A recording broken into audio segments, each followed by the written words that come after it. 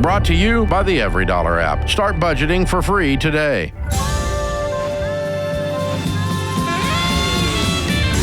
Normal is broke and common sense is weird. So we're here to help you transform your life from the Ramsey Network in the Fairwinds Credit Union studio. This is The Ramsey Show. I'm Jade Warshaw. Next to me, Dr. John Delony, taking calls about your life and money for the next couple hours at least. Let's go to Jackie, who's in Milwaukee, Wisconsin.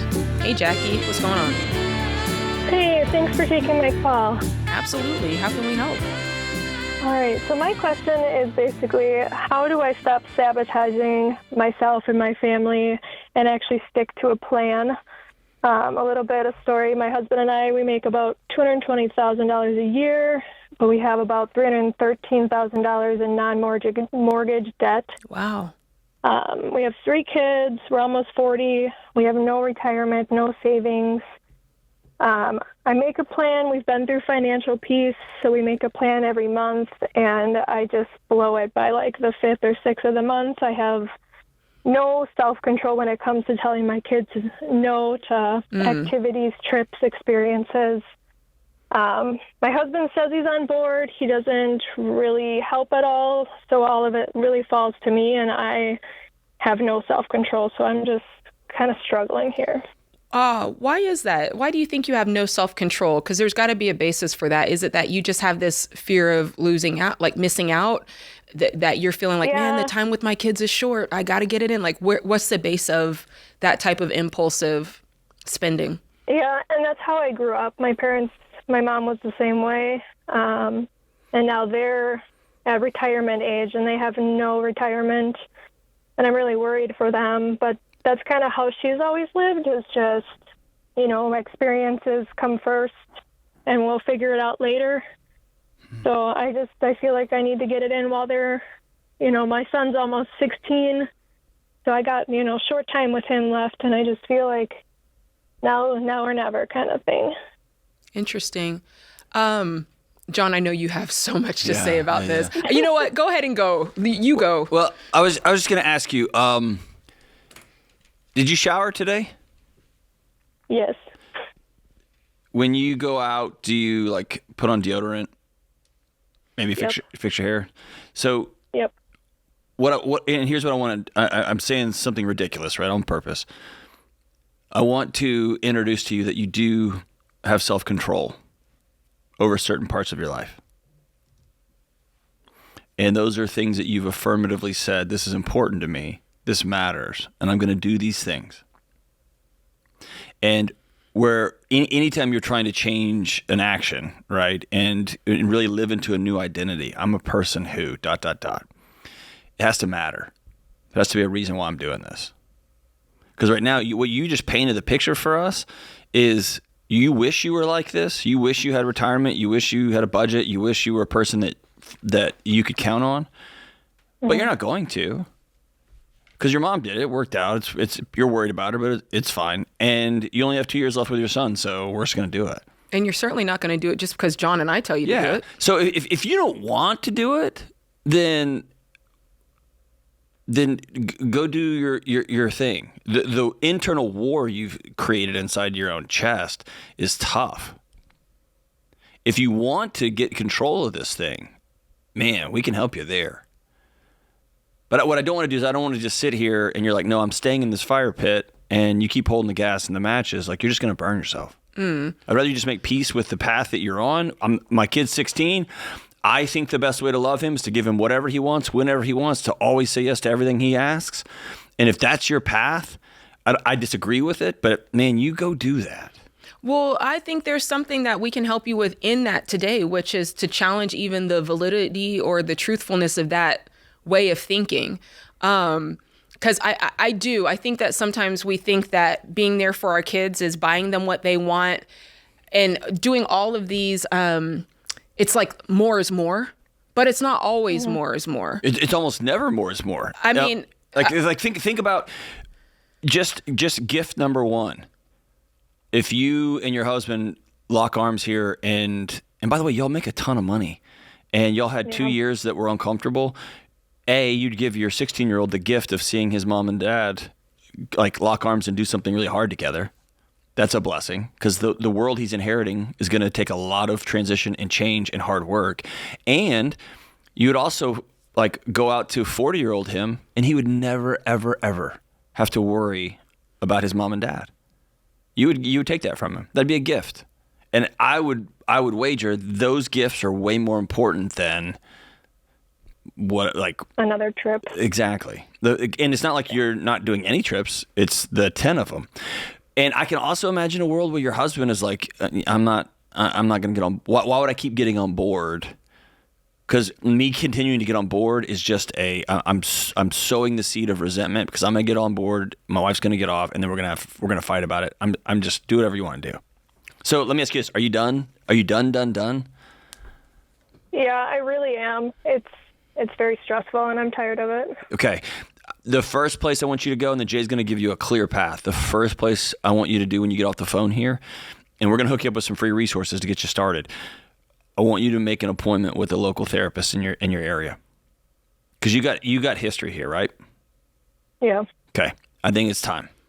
And I'm telling you, your kids having a ringside seat to watching their mom walk the gauntlet will be one of the, if not one of the greatest gifts you'll ever give them. Okay? Yeah. You're worth feeling at peace in your own skin. Cool? Yeah, I needed that. Okay. All right, Jade, give her a path.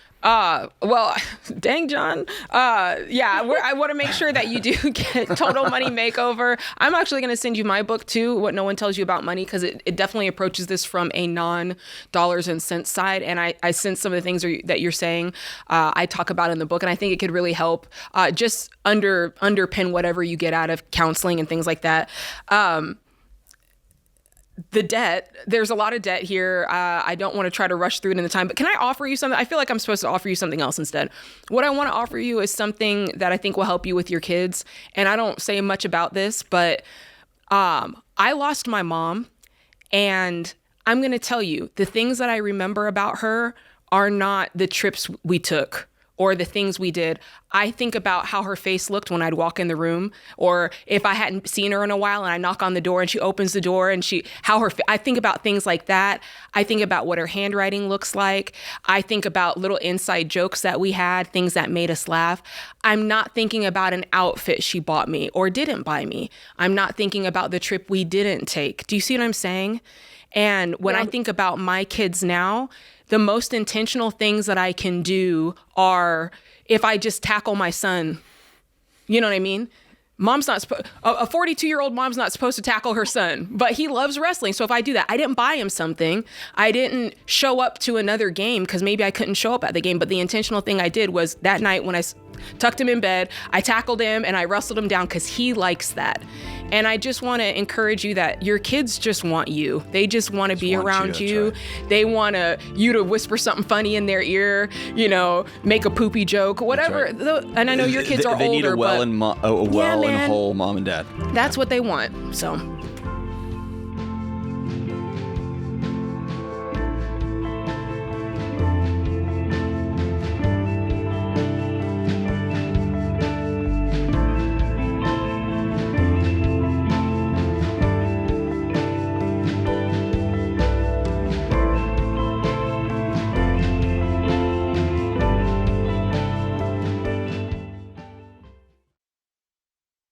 Hey guys, it's Rachel Cruz.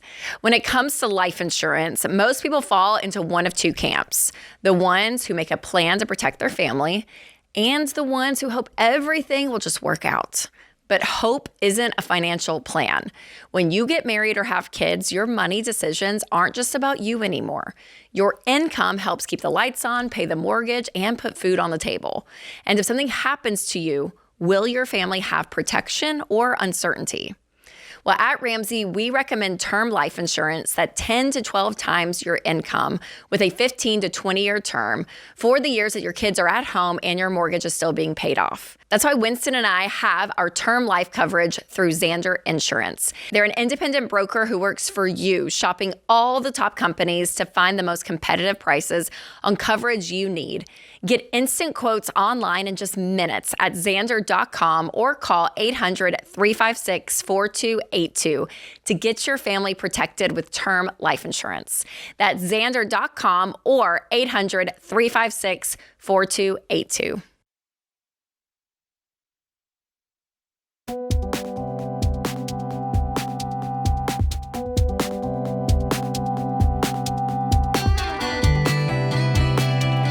Back to the phone lines where we have John, who's in Houston, Texas. Hi, John. How can John Delony and I help?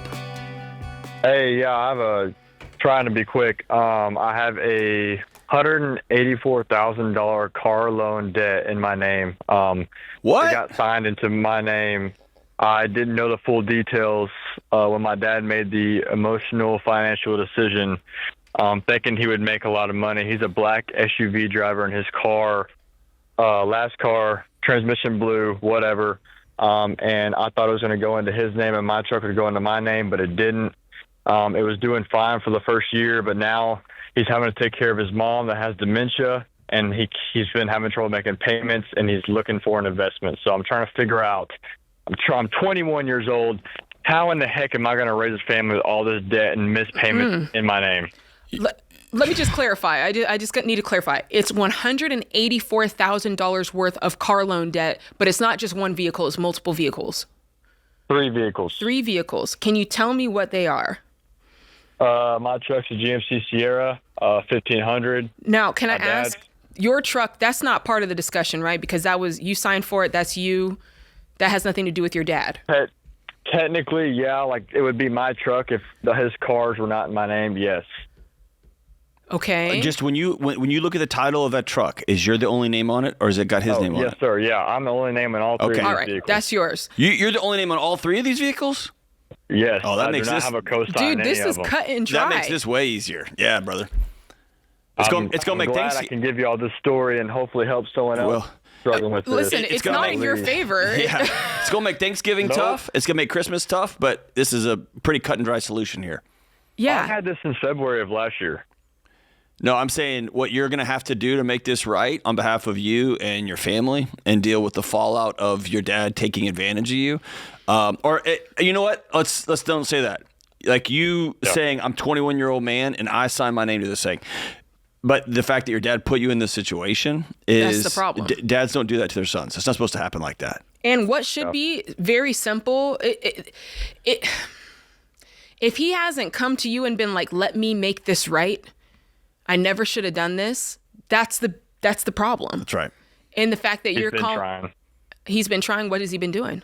Like he's making the payments, he's doing all that, and he's waiting for an investment for foreign exchange rate crap. And see, that's what I'm talking about. He's still waiting on a get rich quick for it to He's be fixed he's for playing him. games, man. Since all 3 of these cars are in your name, the call will end with us telling you that it's your responsibility to go sell all 3 of these cars. I can't cover the upside, like $15,000, $12,000 upside note. So how would I do that? So let's go through these one by one, okay? Let's go through your truck. How much is it worth? Or what do you owe and what's it worth? It's like $62,000. God almighty. And what is it worth? It's worth, I'm pretty sure they would give me 40 for it at the dealership. 42. No, if you put it on Facebook Marketplace, what would you get for it? You need to look at Kelley Blue Book private sale value.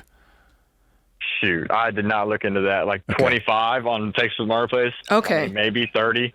That's your homework. So piece of homework number 1 for you is you've got to get the value of these on Kelley Blue Book private sale. That's the number that we want. So for now, just give us your best ballpark. So your truck, 62, maybe you can get 42 for it. Fair enough? Yes, ma'am. Okay, what about the next one? Chevy Tahoe. That is right now $76,000. Oh gosh. And it's worth? Yeah, and I guarantee it has 80,000 miles on it, so I guarantee you it ain't gonna get more than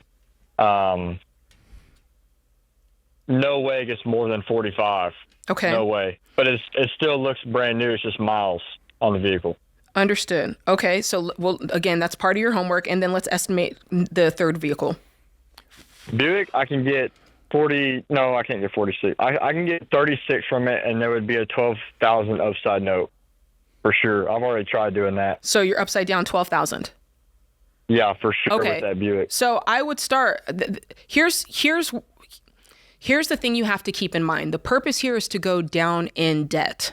That's the purpose. Yes. We don't need to drive these vehicles anymore. We don't need to. These are not our point A, point B vehicles. So if we go to the credit union, like John said, if we go get a loan, a personal loan for the difference on these, even though the differences are high, it's still less debt. Does that make sense? If I get a loan for the $12,000 difference on car number 3, if I get a loan for the $30,000 difference on car number 2, if I get a loan for the $20,000 difference, right? We're still going down significantly in debt. And it doesn't feel good because there's still debt to be paid off, but at least we have eliminated a higher monthly payment and we've eliminated the amount of actual balance owed. Does that make sense? Yes, ma'am. Yes, so ma'am. That's going to be our first thing is we got to offload these vehicles, and then we're going to be stuck with a bunch of personal loans that we have to pay off. And that's not fun. And I think you don't have many other options other than to go to your dad. And this is going to be hard because your father has put you in an incredibly difficult situation. Yep. But you tell your dad, you can buy this truck, this SUV with 88,000 miles that you've put on it at this price, and I need the money in 1 week or I'm going to sell it. You can't do that to me.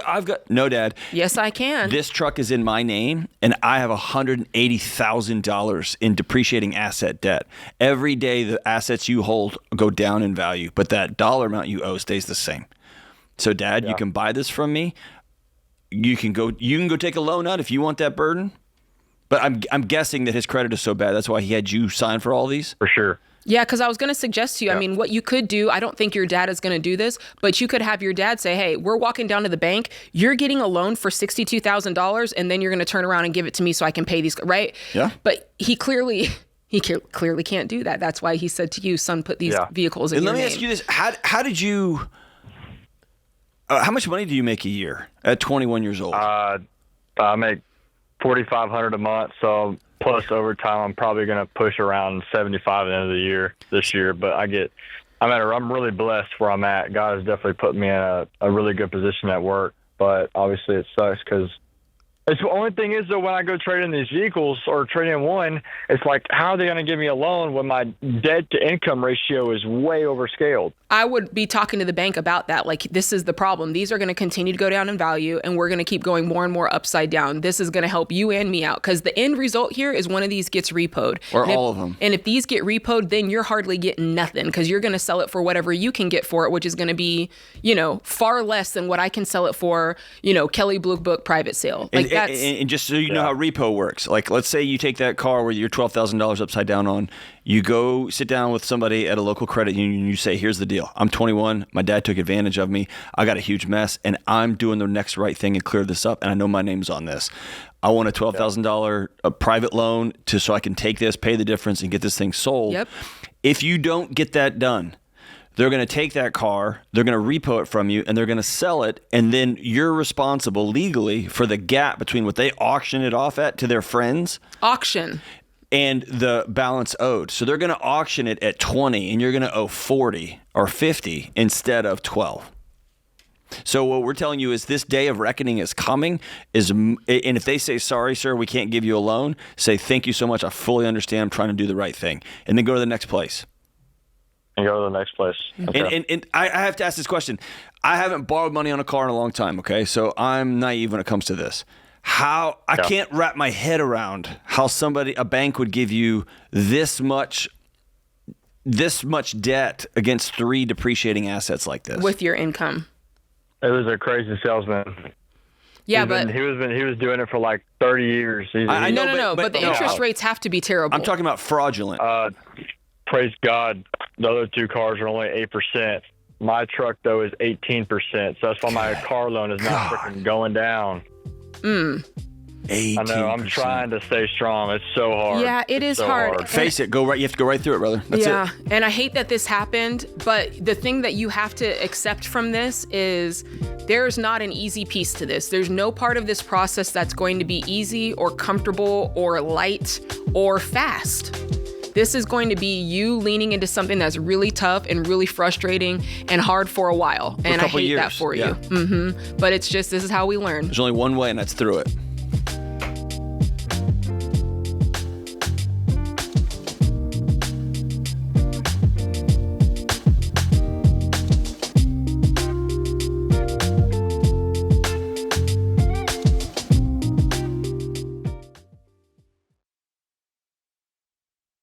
Hey, what's up, guys? It's Jade. This back to school season, everybody's looking for ways to save money. But here's the thing. The best ways to find margin in your budget isn't on one-time purchases like new shoes or backpacks.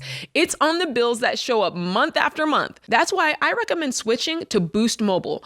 Boost Mobile's unlimited plan is just $25 a month forever. No contracts, no hidden fees, no surprise price hikes. And if you already have a phone you love, you can keep it and your number when you make the switch to Boost Mobile. That's my kind of budget win. You're not asking your family to give up anything. You're just paying less for something you already have. So if you're looking for ways to stretch your budget as the kids are going back to school, don't let a high phone bill eat up your money that you need for something else. Go to boostmobile.com/Ramsey and make the switch today. That's boostmobile.com/Ramsey. $25 forever requires customers to remain active on Boost Mobile Unlimited plan.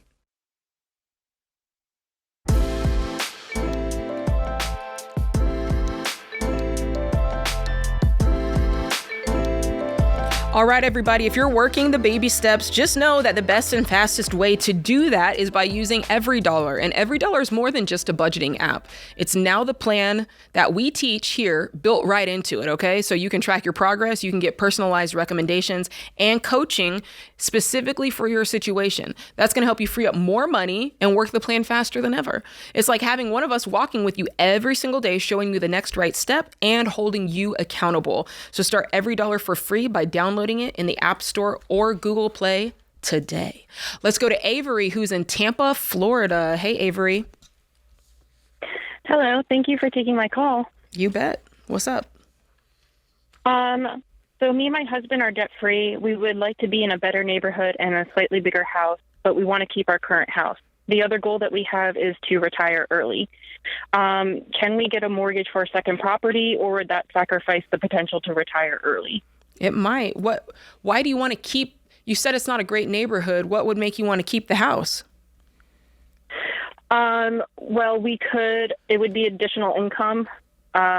So there's that. And then also later we would probably move back into that house, when we're older. Why? If it's a bad neighborhood?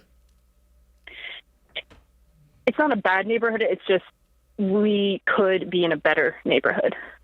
But for like better schools and system. But it is okay, so it's for schools. Schools is okay. I was just trying to get down to the nitty gritty of what's the point if the neighborhood's not that nice. Okay. Yeah. So tell us what you owe on the house and tell us what the house is worth, and then tell us what you're thinking about buying. Like, let's get a sense of what's going on. I already have a sense of what I think, but I want to hear more from you. Yeah, our house is valued around $266,000, and we paid off our mortgage a couple years ago. So we're debt free there. We don't have any car loans. We don't have any student loan debt. We don't have any credit card debt. So you are mortgage free. That's great. Cash. Yes. Yes. We're very happy about that. That's awesome. So you said you have some not cash? Happy enough to go do it again, though, right? We have a little bit, we have some cash on the side for a small deposit, but if we have the incoming rent, and we also have some cushion fund left over after every month. How much? Tell us real numbers. Tell us how much you have cash and tell us how much your cushion is. Cash, we have around $50,000, and then every month we have between $1,000 to $2,000 left over every month. Okay. So again, give us some numbers. What are you thinking about spending, and what are you thinking about? Because you're kind of reversing the method. Most of the time, it's like, okay, I want to buy my my primary mortgage outright, and then I'm going to turn around and buy a rental. And you're like, well, we already have a piece of property now, and it's not our primary. Now we just want to buy a primary residence. So I want to know if there's a way that we can do that in cash, because here's what I wouldn't want to do. I would not me living in a house that has a payment and renters living somewhere that doesn't have a payment, right? They're getting the benefit of your piece. Yeah. Right? That piece was meant for you. And now you're sitting up here in a house with a mortgage and the renters are in the scot-free place. Like, does that sit right with you? It doesn't sit right with me. It doesn't. And that's kind of why we haven't pulled the trigger on anything. But we were thinking, if we have the renter's payment and we throw all of our cushion fund to it, we would be able to basically pay off that mortgage pretty quickly. But who's going to pay for the fence repair and the AC repair and the light bulbs and the roof repair on your house that you live in now that you'll be renting out? That would probably be us. So in addition to that, we'd probably have to set up a fund specifically for that house to maintain it. Correct. Well, let me go. Would also be in. Let me go Dave Ramsey on you for a minute. Let's pretend. Buckle up. Let's pretend whatever house you have in your mind in the other neighborhood that's a little bit better. Let's pretend you have that house today and it's paid for, and you're sitting there, and you go, you know what? Let's get a rental property. Would you pick a rental property in the neighborhood where that current house is, and would you go into debt for it?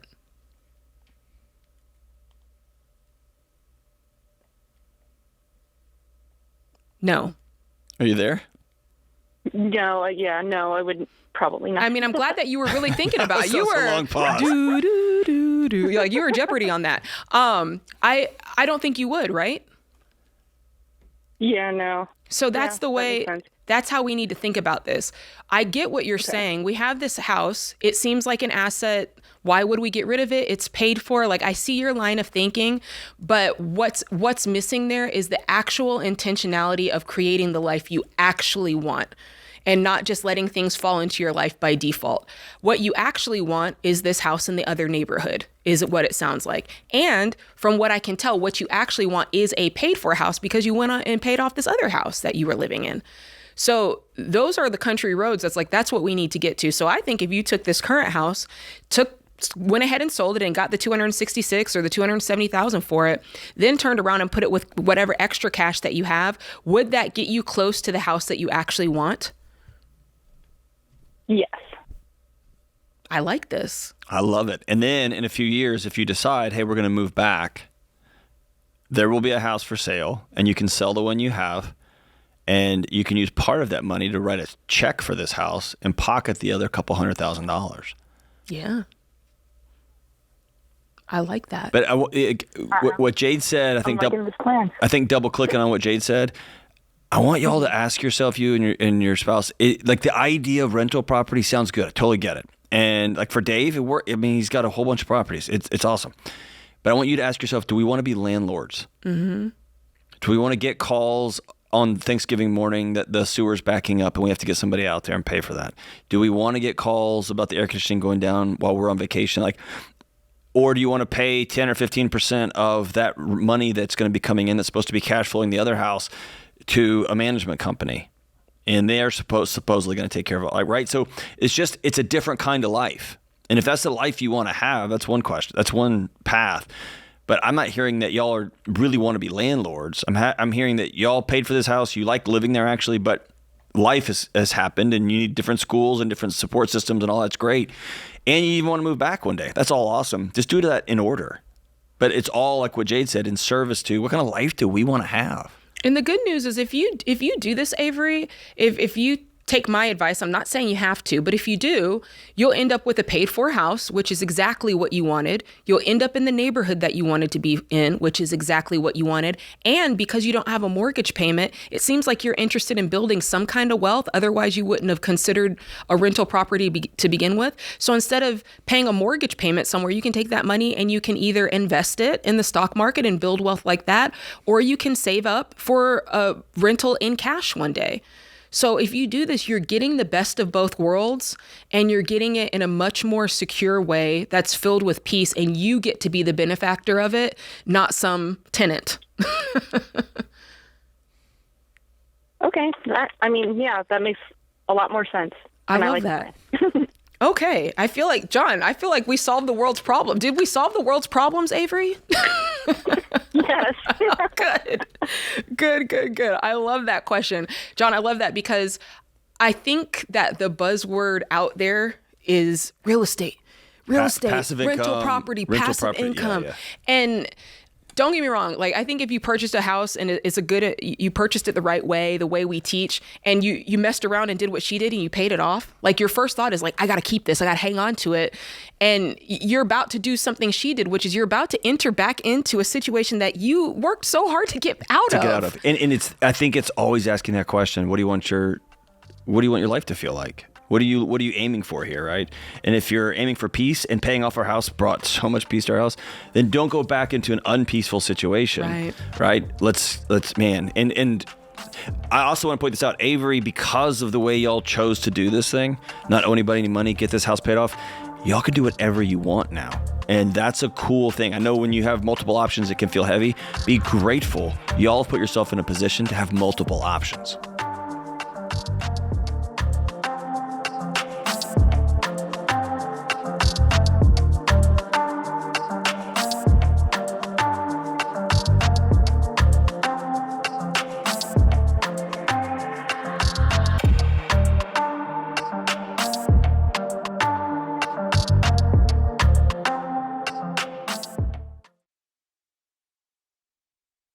A lot of banks are happy to hold your money, but Fairwinds Credit Union helps you make progress. Most people spend years focusing on their financial goals and never stop to ask whether their bank is helping them get there or just holding on to their money. The real goal is building an emergency fund, paying cash for your next car, saving for a home, looking at your finances and actually feeling some peace. That's why I love Fairwinds. Their Smart Bundle gives you up to 10 free high-yield savings accounts to help you stay organized as you save for different goals.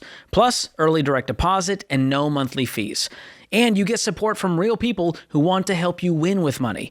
You can even get the Ramsey Debt is Normal, Be Weird debit card, which is linked to your free Fairwind Spend Smart checking account to tell the world you think differently about money. So look, if you're working the baby steps, your bank should be helping you move toward financial freedom, not just park your cash. Go to fairwinds.org/Ramsey to open your Smart Bundle and start making progress today. That's fairwinds.org/Ramsey. Insured by the NCUA.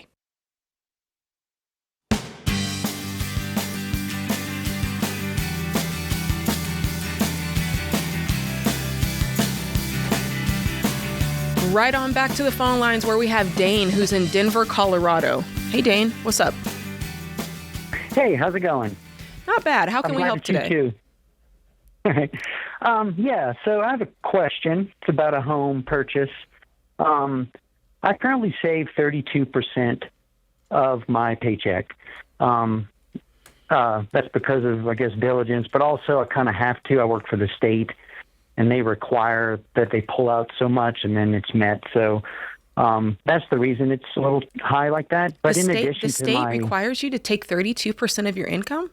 No, not the total 32. They require 10%, and then they match 10%, and then I do another 12% on my own through Roths and stuff like that. So where's the other 10%? That's 22%. Yeah, where's the other 10% gone? No, they take 10% out of my check. They give me 10%. Okay. I see what you're saying. So you're taking 22 that they're matching. I get 22 out, but as a total, I'm saving 32. Understood. Gotcha. Okay. Got it. All right. I'm sorry about That's that. okay. Oh, you're good. So I have the ability to reduce that savings because I do. I max out Roths and stuff like that as well. The whole reason I'm questioning this is I'm trying to build a home. It's a second home. My current home is paid for, and it's just a small cabin up in the mountains here in Colorado. And the price tag is about $225,000. I have $60,000 saved. I already have the land paid for and all kinds of other stuff. Good. So I'm going to need a loan out for, I'm estimating by the time I build it, about 150 is what I'm going to need. I could cash flow this, and that's what y'all are going to tell me to do. But in order to, you're not going to, in order to, you're not going to sell the paid off home? No, this is just a it's second gonna be home. a second home. Okay. Yeah, it's a little cabin. Yeah. Yep. So I feel like I'm rushed against time here. Why? I have because I have a 13-year-old daughter. In 3 years, she's not going to want anything to do with us. And the Not whole true. point of building this thing. Not true. Yeah, why are you making that Not assumption? true. Well, I'm just being facetious, I guess. Okay. But, Yeah. you know, it's going to be a little bit harder to get her to go up there on the weekends and all that kind of. I have a younger son, too, who would enjoy it. But I just feel like I'm rushing it. I mean, I feel like I should wait.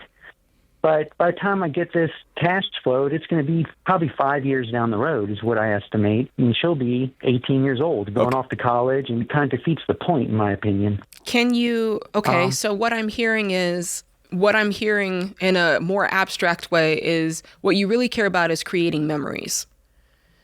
So, Yes, I do. and Yep. you do care about the location. So as you're saving for a place of your own, is it possible that we identify the Airbnb, that this is the Airbnb that we rent when we go into the mountains?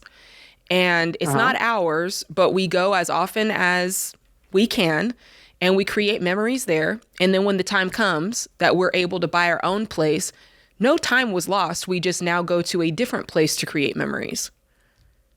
That's a great idea, Jade. I'm glad I called. Wow. Yeah. I'm glad you called too.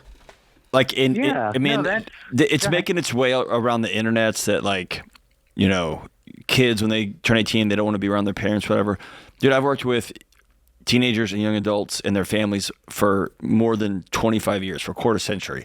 That's simply not true. Right. They don't want to be around parents that they know are not on their team. Right. They don't want to be around parents that aren't well. They don't want to be around parents who are financially stressed and strapped, and the home feels so full of tension that their buddy's couch feels less tense.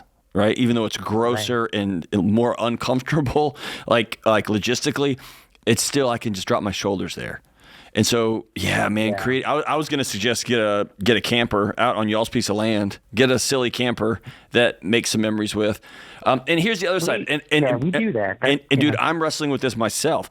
I have a dream of getting a ranch is dramatic because ranchers are like hardworking people, and I'm not when it comes to this stuff. But I'd love to have a place that was just mine with a bunch of acres on it that I could go out and goof around and fish on it and do all that stuff.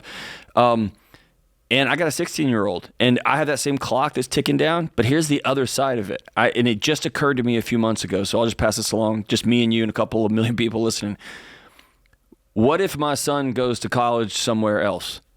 And what if he meets the love of his life and they decide to settle down on the other side of the country? And now I've got this big piece of dirt that I'm responsible for that I got to take care of. But I want to go see them. I want to go be involved in their life. And if they start having kids, and you see what I'm saying? And so it definitely makes, I can see where this might work against you. Home. Yeah. You've got that core home. Yeah. Yeah. I mean, and I feel guilty even having this problem. Yeah, don't. You're a guy who works really hard. And I've done everything. We're multimillionaires. I've saved up. Everything's good. It feels like I've done everything right. Like, why can't I just go get another mortgage and do this? I know I can pay it off. Here's the thing. Here's the thing, brother. You can. You 100% can. No. Let me tell you something. You could go do that. There are worse things you could do in life. If you did that, it's probably, like you said, you're a multimillionaire. It's not going to nail you to any wall. You're not. But you have decided an identity with money, and you have decided that I feel best with money when I handle it this way. Yep. When I'm debt free, when I don't owe. And that's you chose that for a reason. You chose it because it feels good in your body. It gives you complete autonomy. I'm guessing, because I know that's why I chose it, right? And by the way, Dane, if you said go, if you went and got a loan today, and you met with the GC and handed them already completed plans. Let's pretend you already have completed plans. And they put a shovel in the ground what, in 60 days? Like, you're talking a year before y'all can even use this thing. Yeah, you're right. Yeah, and she'll so already be 14. if to me, honestly, brother, it feels like your eyes have been opened, just like mine are, to one of my favorite people on the planet, my son, in your case, your daughter. Like, yep. We're raising them to leave. And dude, my Yeah. days are filled with random, out of nowhere grief that I've never expected. There's days that like I just look over and I'm overwhelmed by how much I love my son, right? Like, and trying to run around and anxiously do something, especially like Jade said, that violates who I am and how I've raised my kids. I gotta protect against that. And I gotta just sit in the grief, like, man, 3 years, it's gonna go quick. We're gonna triple down, right? Yeah, no, 100%. I feel like I'm in the position I am is because I've lived a life of patience. I'm like you. I drive a crappy car. I did get a nice one recently, and it's pretty awesome. Dan, I did get a new car, and it's pretty sweet. I'm not gonna lie. I'm not gonna lie. You know what this is like? This is kind of like taking the high road. Have you ever been in a situation where somebody's like really disrespected you, and you have the right to go off on them, but you don't because that's not who you are? You're like, I'm just gonna stand here, and they're acting crazy, but I'm gonna be me. And I'm just going to go, okay, I'm sorry you feel that way. This is like that. You're in the situation and it kind of feels like, man, I could really just go on and get this more. You could, but it's just not who you are. And it wouldn't feel good probably later on. And so going back to your original question, which is, should I cut back on investing to save for this build? You could. I mean, you're doing extra. We would say 15% of your gross income to go towards investing. Right now, you're at 22%. So you could pull back, 7%, and it would help you go faster to get towards this goal of paying for this thing in cash. And I would do that. And I think that you should. It sounds like you've got plenty in your nest egg. And this is the time for you to do these sorts of things. You're in baby step 7. Now is the time that if you wanted to choose to invest more, you could, or if you wanted to choose more to take that margin and put it into other properties, you could. And so this would be you putting that money into other properties. And Dane, here's a fun thing I want you to do, okay? Say, yes, I'm going to do this. Yes, I'm going to do this. I want you to take your daughter out to... let me see what it is first. I want you to take your daughter out to breakfast in the next week or two. And I want you to say, hey, you're one of my favorite people in the world, and I love you more than life itself. I got 3 years left with you. I want you to create a list of things, of adventures you want to have with me over the next 3 years. And I'll make that same list, and we're going to put it together, and we're going to go get after the next 3 years.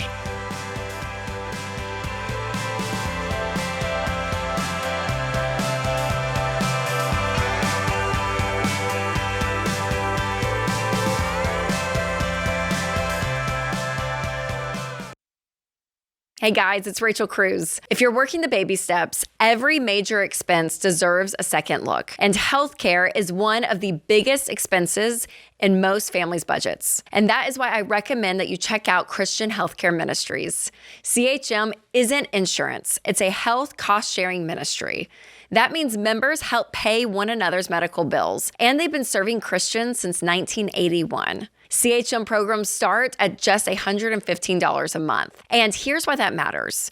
If you are paying more than you need to for healthcare, that money could be going toward paying off debt, building your emergency fund, or reaching your next financial goal. And your monthly cost isn't based on your medical history or where you live. Y'all, a lot of families find CHM gives them more room in the budget. That's why so many members say they're better with CHM. And right now, new members can receive a 50% credit towards their first month of membership. Go to chministries.org/budget and use promo code Ramsey. That's chministries.org/budget and promo code Ramsey.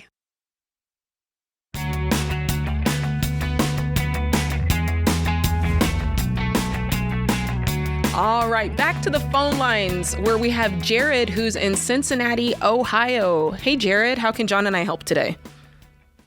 Hey, I was just wondering, should I step away from my job to escape the toxicity, or should I stay in order to finish baby step 2? Ooh, good question. Tell us about toxicity. What does that mean to you? Yeah, right now the big thing is psychological safety. I work at a church, surprisingly, but there are times where I wonder if I'm going to come into work and somebody's going to blow up at me. Like blow up like a senior pastor or a staff member will scream and yell at you? Yeah, like a supervisor. I've had a moment where I did make a mistake, and mistakes happen, but I got like a call on the phone when I was at a rehearsal, and it was like, "Hey, that was stupid. Why did you do that? You ruined my day. Like, I'm so pissed off right now. I can't believe that. Like, it's so stupid." And then when I would ask, like, "Hey, what could I do to help?" Like, "Oh, nothing. Like, you just ruined my day. I'm so pissed off at you." I'm like, "Okay, I'm sorry." So I'll tell you right now, yes, you need to leave. And it shouldn't be, I mean, if you're working, I'm not guessing that you're making like buku bucks or anything. I gotta believe, do you know what I'm saying? Are you? Yeah. For the position that I'm in, how much are you making? It's about 50. Okay. 50 pre-tax. Right now, you could run down to your local school district and say, "Hey, I want an emergency certification. I'm good with people, and I want to be a teacher." And you would make more than that tomorrow. Mm-hmm. Yeah. And it might not be your dream of being a musician or whatever ministry you're doing, but you would be in service to people, something that you're good at, you have a passion for, and at least there, hopefully there's responsible adults that don't treat you like crap. But here's the thing I was going to say. Yeah, I think you should leave. And Jade, push back on this. But I think you should do it wisely. Meaning, if you don't have any money tomorrow, then you're in a way worse off situation. You get what I'm saying? Yeah, I would not run from something. I would run towards something else. Well, occasionally you have to run from something, and an immature. And by the way, you're at a values-laden organization anchored into, like, it's such a gross violation of just human dignity. But on top of that, it's a gross violation of what this whole thing's supposed to be about, right? That's facts. Mm-hmm. And so, yeah, absolutely. It doesn't. And by the way, we all make mistakes. I've made multiple mistakes today, right? That's just life. But nobody's running here and screamed at me, right? So, yes, I think you're in a not safe place, not a good place. Jared, is it just you? Yeah. Are you married? Do you have kids? Yeah.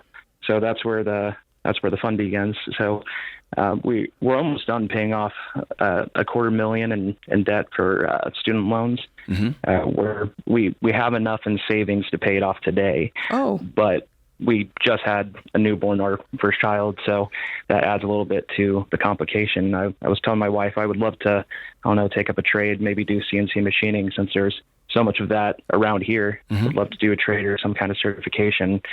But like we could cash flow it, or I could stay in the job and secretly take classes if I wanted to get a certification. I'm not doing anything secretly. Yeah, and I don't think you have to. I don't think you have to make this jump from this thing that I really hate to the thing that's perfect. I think that there's a gradual transition that can happen here. I think the first thing is we're getting into the weekend. So my homework for you tonight would be, I'm going to go online. I am going to sit down with my wife, and I'm going to have some quiet time as well, where I'm brainstorming all the jobs that I might be able to do in the interim. Because there is going to be a period between here and the perfect thing, right? So I'm going to brainstorm all the things that I can do in the interim by myself. I'm going to sit down with my wife. I'm going to get her input. I'm going to get on ChatGPT. I'm going to generate ideas there, and I might call it my best buddy as well. And I'm going to call somebody who's a machinist. I want to see what that life is like. Uh-huh. So that's what the next couple of weeks is devoted to. You being able to think about what I can do in the interim and then go after it. Maybe I heard my buddy said I could do Amazon Flex, and if I did that combined with this, I can make the $50K just like that. Right? So figure out what you can do. It's not going to be the be all end all job. It's just going to be, right now, I need to replace the $50K. It doesn't have to be what makes my heart beat, right? And then while you're doing that new job, now we can start, okay, what will it look like? Let's go ahead and pay off these student loans because we need to get debt free. Check that off the list. And now I can start saying, what does it take to get into this trade? Now we can start saving up to make that happen.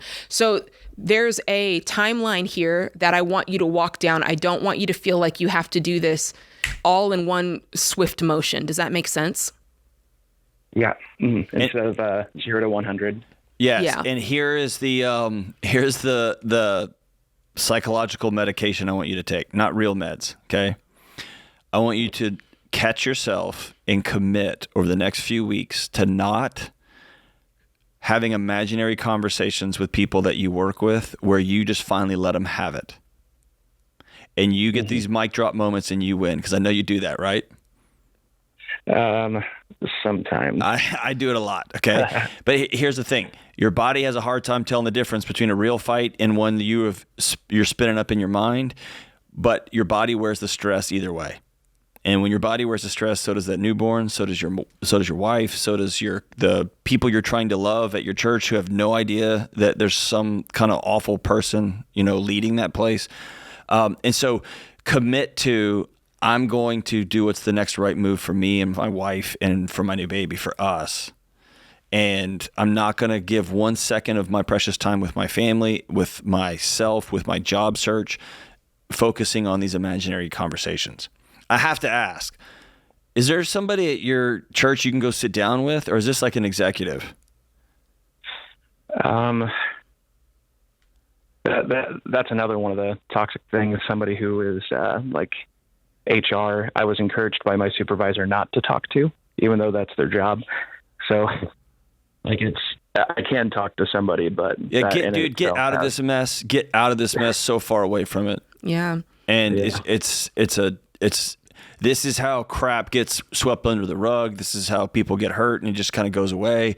People don't want to talk about it. It's this kind of madness that blows up faith community. So get out of that mess, man. Mm-hmm. Get out of that mess. Yeah. And let me just recap, because we talked about a lot. So the first thing that we need you to do is, we're not going to quit this job until we get another job. There's no point to do that to your family. And there is something that you can do pretty quickly. Another job might be going to work at the grocery store, working at Walmart, working at Starbucks, find another job. But fast, right? We want to get you out of there fast. So that's thing one. Thing two is, we said you need to brainstorm all of that this weekend so that you can get out of that job fast. Thing three is, you do need to take this savings that you have and you need to pay off your student loans. Make sure you keep $1,000 saved, but something tells me you've got a little bit more than that. And then that way, once you start getting in this job, now we can start building up the 3 to 6 months of expenses. And now you can actually start funding whatever trade it is that you think you might want to go to school for, and you can start working on that. So that's the order of events in which this needs to take place. And I think if you do that, you're going to look back on this situation and go, man, I handled that the right way. I stood up for myself and my family. I did the next right thing for us.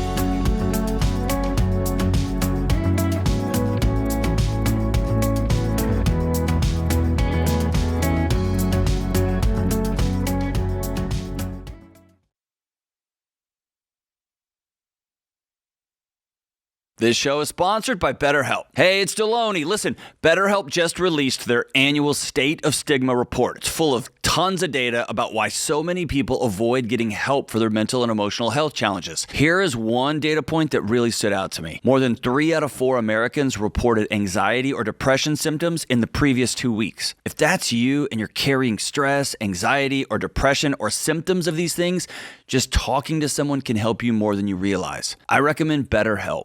BetterHelp is an online therapy platform that matches you with one of their 30,000 plus licensed therapists based on your goals and preferences. It's easy, it's super convenient, and you can message your therapist and schedule sessions right in the platform. And if the first therapist you're matched with isn't the right fit, you can switch therapists at any time for no extra cost. Don't let stigma stand in the way of support.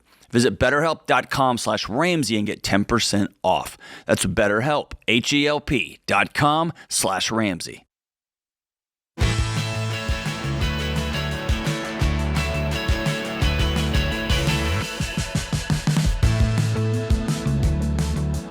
All right, the Ramsey Show question of the day is sponsored by YRefi. Remember, if you've fallen behind on your private student loans, every month can feel like you're standing still. YRefi helps borrowers explore refinancing options that can help you start making progress again. So go to YRefi.com/Ramsey. Remember, that's the letter YREFY. yrefy.com/Ramsey. That's yrefy.com/Ramsey. May not be available in all states. Today's question comes from Grayson in Mississippi. Grayson writes, my wife and I are in our late 20s, and we've been married for 5 years. We had our first baby this year. I work in construction and make $120,000 a year. My wife is a stay-at-home mom, which we both agreed upon. I have a Roth IRA that I've been contributing to since I was 20 and a pension through my local union. We have $6,000 in savings and add to it every month. I also have a side hustle, which I use to fund my hobby, which is race cars. I don't ever spend any of my salary on my hobby. My wife gives me grief about how much I spend on my cars, even though it doesn't affect our personal bank account. Am I being selfish for spending the extra money I make on my hobby when I could be putting it towards our savings? Interesting. It's an interesting frame of this question, which I actually understand what he's asking, and I understand with the lens he's wearing, why he feels this is a noble path, and I get what he's trying to say here, and I also get that his wife is probably less concerned about the cars and more concerned about the way that they're running parallel in their own marriage. I'm gonna tell you what I picked up on in this. Okay. He was detailed about everything except how much he's spending on the hobby. It's like, you're telling me how long you've been married, down to the dollar on everything else. But when it came time to say what you're spending on this hobby, there was nothing there. So I have a sense that there's probably something in this equation that's being left out, whether it's the rate at which they're currently saving. The wife is like, hey, I listened to Ramsey. We need to be putting aside at least 15%. Maybe they're not. Do you see what I'm saying? And maybe he's spending a little bit more than is the right amount. I think that there's a way that all of this can happen in the right balance. Let me tell you what I picked up on. I see 1, 2, 3, 4, 5, 6, 7, 8, I know what you're 9, going. The word I? 10, 11, 12, 13. 13 times he wrote mine, I, me, right? And again, what I'm saying, Grayson, is I want you to go through this question you sent us and replace every one of those with ours, we. We are in our late 20s. We've been married for 5 years. We had our first baby this year. We make $120,000 combined income together. Plus, I work a side hustle, and we make an additional $5,000, $7,000, $10,000. And we have a plan for how much money we want to save. And we both know that we have our own hobbies that the other person hates, right? In my house, my wife doesn't think stand-up comedy is fun at all. I would live there. I do live there. I love it. And she loves gardening. I like it for like 7 minutes. And I'm like, all right, let's move on. I get itchy. That's great. And we decide how much we are going to put towards those different things. And so, brother, it sounds like you are trying to do the right thing in your marriage and in your house, but it's all about you. What you're doing, how you're doing it, and what you should have on your own, that you're allowed to do whatever you want to do. And man, you're married. It's all of it is y'all. Your goals, your dreams, your retirement amounts, the vision you'll have for y'all's life. And my guess is the cars is the proxy war in the house. Like you said, wife probably didn't know how much he spent on cars. And his excuse is, or his response is, it's mine. It's not touching the main money, right? And that's the proxy war for, we are not united building this home, this marriage together. You are telling us how this is going to go, and then you go have this other secret thing that I'm not a part of. Yeah. Listen, I agree with that. And just to frame it out for somebody who's listening, because I do think that when you have done the things that he has said, when it's like, hey, I don't have any more debt, I have savings, I have money in retirement. Oh, that's great. When you've done all these things, there is a certain feeling of like, I feel like I should be able to have X, Y, Z. So let's I'll tell you something that has worked for me, and I think this can work for Grayson. I think this can work for anybody listening to kind of determine, is this a fair amount to spend? Because I think let's pretend all the other kind of weird things in the conversation weren't there. The crux of the conversation is, what's a fair amount that I can spend on the things that I like to do, And I think that it really is just a checklist that you can go over in your mind. And there have been times that Sam and I have literally sat down and gone over this to make ourselves feel right about a purchase. Number one, and it's based on the things we teach. Number one, if you're a person who is on a budget, like every single month, you are consulting your budget, you are planning for every single dollar that you're spending. If you are doing that, like that's your first green check, all right? The second thing is, are you a person who's out of debt, right? If you're in debt, now's not the time to be doing some crazy thing with your money, right? So if you are a person who is out of debt and the thing that you want to do is not going to cause you to go into debt, right? If that's true, give yourself a green check. The third thing is, okay, am I a person who is carrying the proper insurances? And I know you didn't see that coming, but that's something that makes you a financially responsible adult. If you don't have a will, if you don't have life insurance, don't do anything else until you have that, until you have the right health coverage, until that makes you feel secure in the things that you do financially going forward. So if you have that, give yourself a check. If you don't, pause and go do that before you try to go do something crazy. The third thing is, am I saving money in the proper areas? So we would say, hey, got to have baby step one, got to have 3 to 6 months. You need to be saving 15%, right? For investing. And if you're beyond that, you need to be paying extra on your house, which is a forced savings account. If you are doing those things, okay, give yourself a check. And then finally, you need to be a person who's practicing generosity. Every single month, every time I'm doing something for the community, something for my local church, something for, the orphans, whatever that is. If you are doing those 5 things, John, have a blast. That's right. And so let me speak to Grayson's wife here. Not to Grayson's wife. That's not fair. She's not even a part of this thing. Let me speak to spouses. There's this illusion, Jade, and I found it while doing research for this other book. I just realized I'm super privileged when it comes to this. I have a wife who has always had her things, and I've always had my things. And just the way our chemistry works, we've always celebrated that we each have our own weird things that we're into. Mm-hmm. But I was unprepared for how many people told me, my spouse resents the fact that we don't do this thing together, that you like this thing and I like this thing. And so if, Grayson, y'all sit down and y'all create this, and the thing that brings you life and joy is fixing race cars and driving really fast and doing all that kind of stuff, and you're willing to go above and beyond and work for it, and we're putting this money in the account, and your spouse just says, I don't like it, I don't want you doing it, that's a deeper issue. And that's not a financial issue, and that's not a reason for you to just siphon off and say, well, fine, then I'm taking my ball and going home. This is my money. I can do what I want with it. Y'all need to get to the root of that concern, that conversation. And it's much more common than I thought it was. Well, yeah. I mean, you and Rachel, you do your money and marriage getaway weekend every year. And I got to believe this is part of that conversation, which is... Who do we want to be? Yeah, and you have to let your spouse, even financially, be themselves. Like, just because you're married, you don't erase who you are and the things that you liked to do and the things. And it's okay if your spouse doesn't care. Do you know my husband right now? He's into he'll print something on the 3D printer and then go in the garage and use his airbrusher and paint it. What? I have zero interest in. Like, when I say I have zero interest, I have none. But it gives me joy that he's doing something that gives him joy that has nothing to do with me. And I told him that. I told him yesterday, I was like, you want to know it, Sam? I think it's so amazing that you found something to do that has nothing to do with making money. It has nothing to do with career, and it has nothing to do with me or us. Well, and good for you. Yes. I remember a few years ago when I had a comedy thing going and a music thing going, and I was like, hey, this is too much. I'll quit. And my wife said, no. Because when you're gone those 2 nights, I get a way better version of you on the other 5. Go do those wild, weird things that you like, because then you're fully you when you get home. Yeah. And that was, I remember being like, I'm married well. Yeah.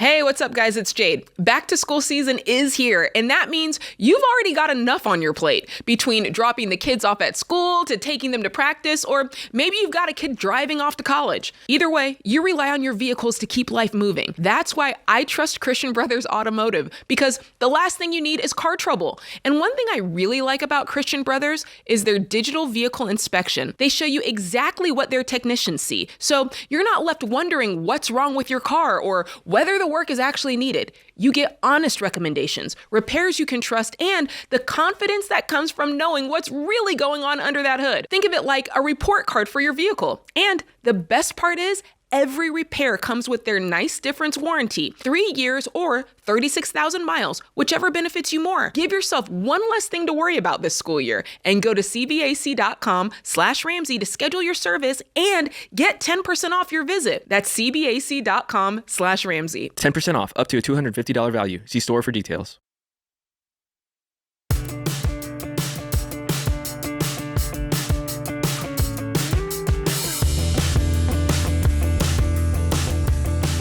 Guys, buying or selling a home is a very big decision, and with so much conflicting housing market news, it can be really hard to know what's actually going on. But we're here to help you understand what the market is doing so you can buy and sell with confidence. We recommend a 15-year fixed rate mortgage, and those rates are currently hovering around 6%.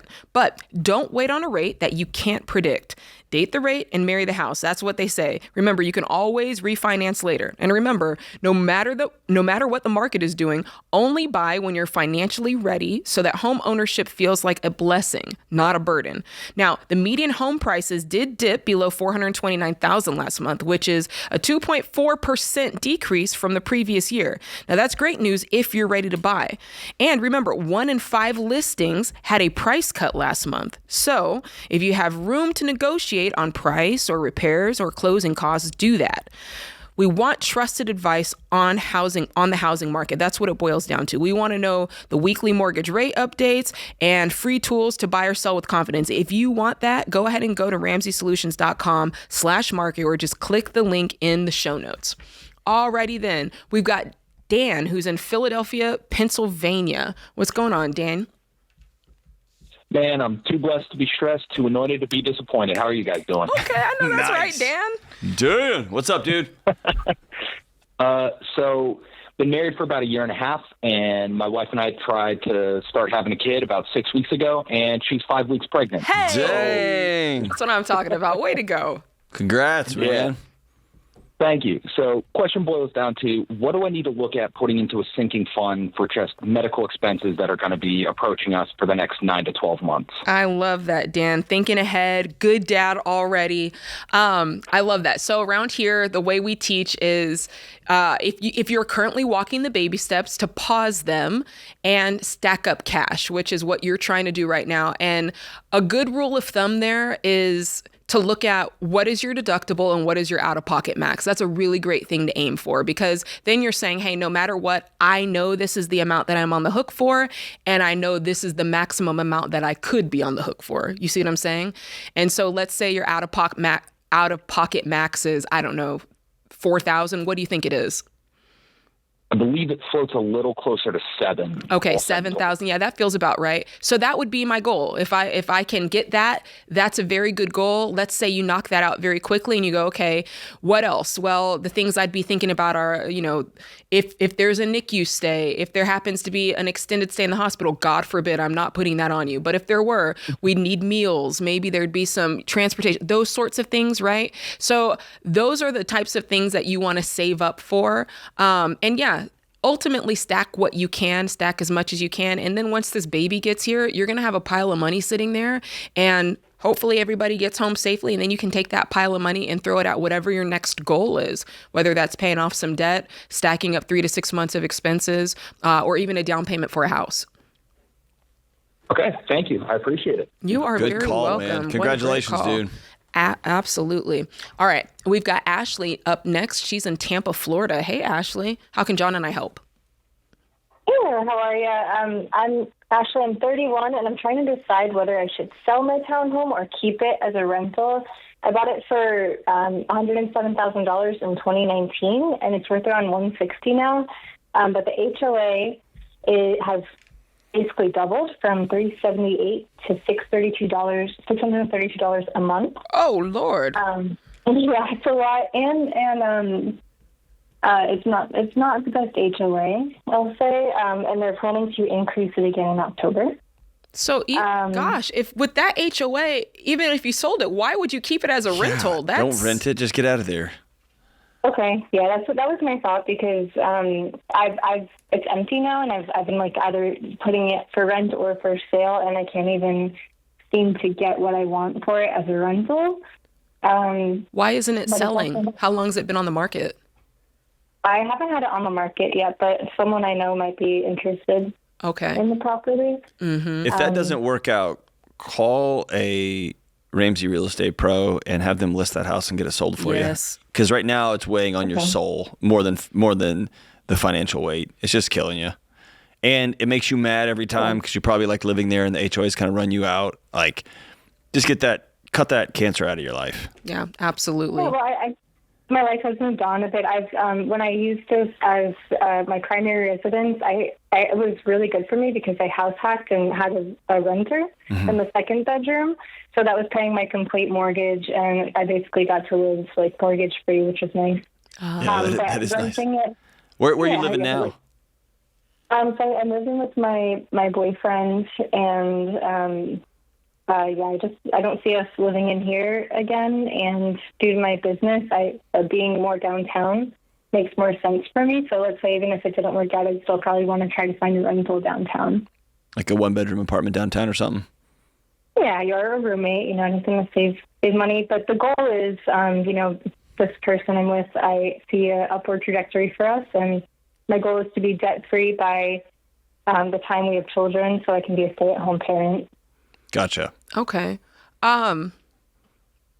Yeah, I don't want to get into a topic that's not part of it, but yeah, just make sure you guys do this in the right order is what I would advise. Yeah. Make sure you're looking out for Make what's sure going to be. safe. Yes, thank you. You're not exposed financially. Yeah. Oh no, definitely not. So the money that I would use, that I would take from the sale of this property, I would immediately put that into investments. For like retirement and make sure I'm okay there. You wouldn't put it in a high yield? Because I'm thinking, let's pretend, if I hear what you're saying, which is eventually it sounds like you're going to marry this guy. Yes. At least that's your plan. We haven't heard from him yet.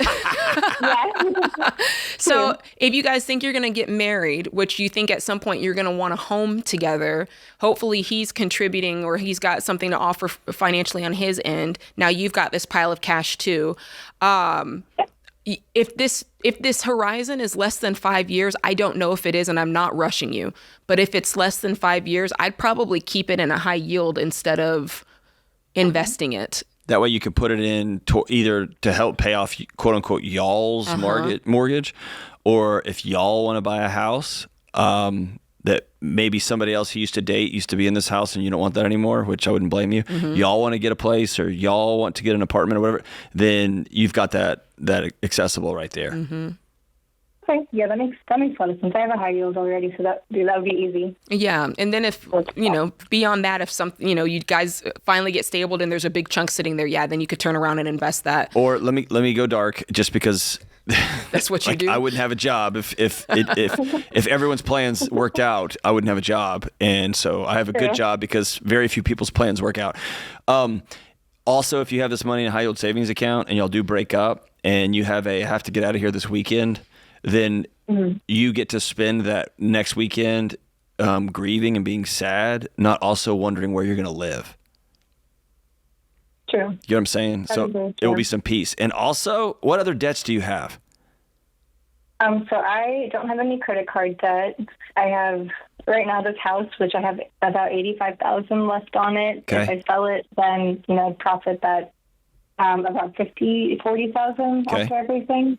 And then I have a $40,000 student loan. Done. Pay that off. Pay that off first. I will pay it off. I should be getting some inheritance with that exact amount, and that would go straight to my student loan.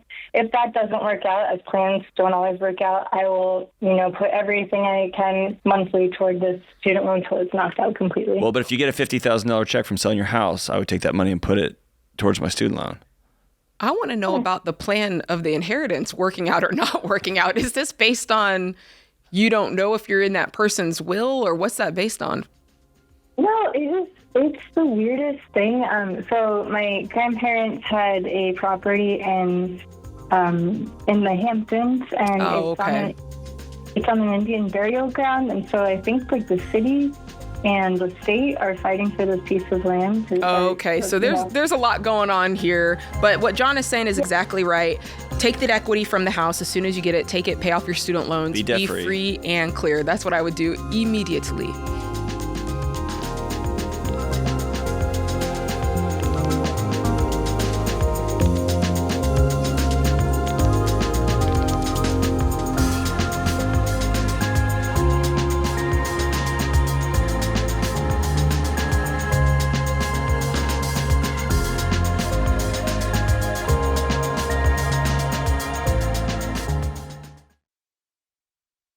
Date nights are supposed to be fun, but between what theater tickets cost now and what Hollywood keeps putting on screens, that's not always the case. Angel can help with that.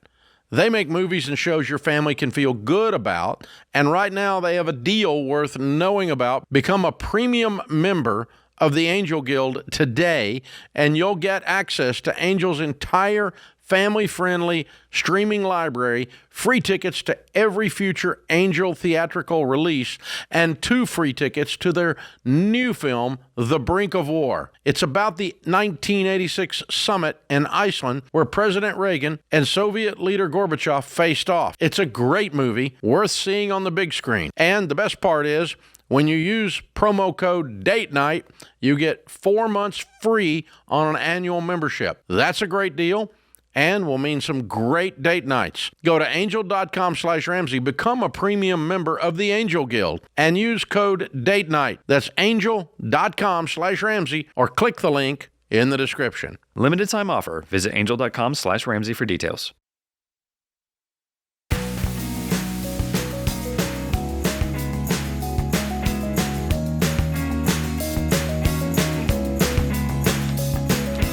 Hey, be sure to let us know what you think about the show in the comments. And if you haven't subscribed, be sure to subscribe. You can do that on YouTube, wherever you listen to podcasts. And be sure to send this episode to somebody who you think needs it, somebody who needs a little hope, a little inspiration, a little kick in the pants. All right, let's go to Ethan, who's in Nashville, Tennessee, right here in our backyard. What's up, Ethan? Hey, what's going on? Not a whole lot. Talking to you. How can we help? Okay, so thanks so much for helping. I am a youth pastor.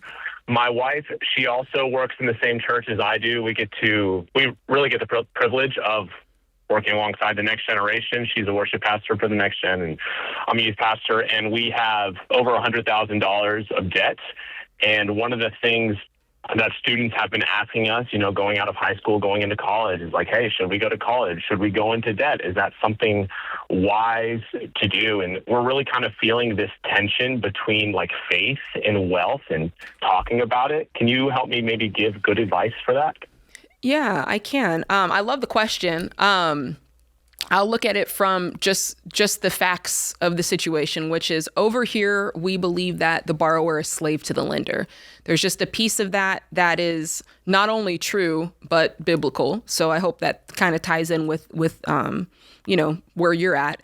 And so that's why we teach that way. We teach that ultimately it's better for you to have control over your money and that your income is your biggest wealth building tool.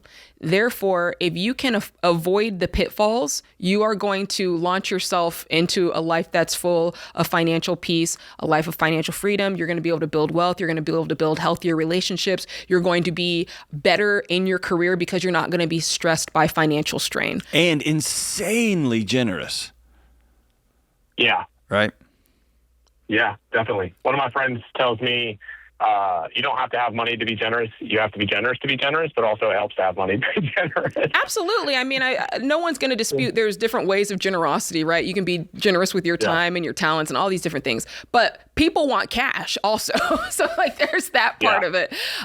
So now that being said, we're not, looking down on or hating on someone who has gone into student loan debt. But I think that if you can get ahead of the problem, you can prevent it altogether. And we do teach that the best best way to avoid student loan debt is to pick the right the right institution for your education. Yeah. Right? Don't go out of state. Try to do your gen eds at a community college. Be willing to do the work, the full-time job of getting scholarships. Be willing to work part-time or do a little bit of work while you're on campus to add, to the cost, so that the student can have some skin in the game, because then you actually feel like, hey, this is just not some free ride that's provided to me. There is a little bit of a difference when you have a little bit of skin in that game. So that's the way that we teach. I also think using your own experience, Ethan, I mean, what's yours? Yeah. So, I mean, my wife and I, like I said, we have over $100,000 of debt. The majority of that is her schooling. Some of it is mine as well. And then the rest of it is just the vehicle that we bought her about a year ago. Mm-hmm. And I grew up with parents that taught me a lot about debt and stewarding my finances, and she grew up not having that. So she went to school somewhere where she couldn't afford and just believed that it was normal to go into debt. And now we're trying to figure out how to get out of it. And we're just feeling this tension right now where we're leading students and we're trying to help them figure out how to follow Jesus ultimately. And they're asking us questions like, hey, I'm feeling tension between wealth and with faith. And I have a hard time answering that sometimes as someone who is trying to figure it out too. If I think you're conflating two separate challenges. I was just going to say those are two different issues. So yeah, number one, the greatest gift you can give those young people is for you to be an authentic, honest human being and talk about the challenges you and your wife face as being interested, called, whatever word you want to use, to ministry, and also this $100,000 albatross hanging around your neck. Yeah. Right. And that's gonna depend on how far away you have to live from your church. That's gonna depend on whether y'all can buy a house that you can have tons of youth group events at or not. It's gonna impact how you give, because you've already committed $100,000 of those dollars plus interest to a bank, right? And so I think there's that's conversation number one. And I would just plead with you to lead with authenticity and honesty there. This is the hole we dug ourselves, and we might get called, but we've already chained ourselves to this fence back here. And until we get this chain caught, we can't make this other call. Do you get what I'm saying? So that's number one. Yeah, I totally hear that. Number two, man, that's it. What you're talking about is in the ethos now, and I get that tension. Jesus talks a ton about money and the love of money, right? And I think to me, that's where, when money becomes something that is an idol, when money becomes my destination point, when money, some sort of external number becomes the proof that I have value, now you got a problem. Now you got a drug. You get what I'm saying? Or think in our culture, think how insane it is. We answer the question, what are you worth, with a number. Yeah, right. That's madness, right? And so, but that is the air we all breathe. And the temptation is to burn the idea that some guy who started a porta potty company, and then happened to be here in Nashville, where you and I both live, and Nashville started exploding as a city. A lot of people wanted to move here. And now suddenly this guy has a ton of resources because he honored his contracts, he took care of his customers, he pays his employees well, and now he's really successful. The temptation is, let's go burn him down. And let's call him a bad guy or not a godly man, because the thing he does, the help and support he provides, is somehow unbiblical and ungodly. And I just think that's not true. I think it's patently untrue. And for me to sit around and look at everybody who has a business, has resources, who's done well, and just make up stories about them so that I can villainize and demonize them, man, that to me feels counter to the message as well, right? And so there is always going to be a tension between wealth and faith. There's always going to be a tension. I feel it personally, between wanting more and when's enough, all those things are actually spiritual questions that I try to solve with dollars sometimes. That's where I would focus a lot of my conversation. Who do you want to help? And if in the process of helping people, you end up really wealthy, then that, like your buddy said, generosity is generosity, man. Then now I have the opportunity to help so many more people. You get what I'm saying? Yeah, I do. Jade, I just said a lot there. What do you think? I think that you got it. I mean, the only thing that I would say is I don't know how old these students are, but if you want to distill it down and make it pretty simple, I would go with money is completely amoral. It really just is its own thing, and it highlights what you already are. So if you are already someone who is a tightwad, when you get some money, you're going to be even more of a tightwad. Or if you're a jerk, it's going to make you a super jerk. Yeah, but if you were generous with a little bit, now you suddenly get more money, you're going to be ultra generous. So the key here with money is the character piece, I think. And that's kind of on the is it good or bad side. And I think just on the practical side, I would just lean on, hey, the borrower is slave to the lender, and that when it comes with money, it's not just about student loans, it's in general. You have to decide your philosophy on money.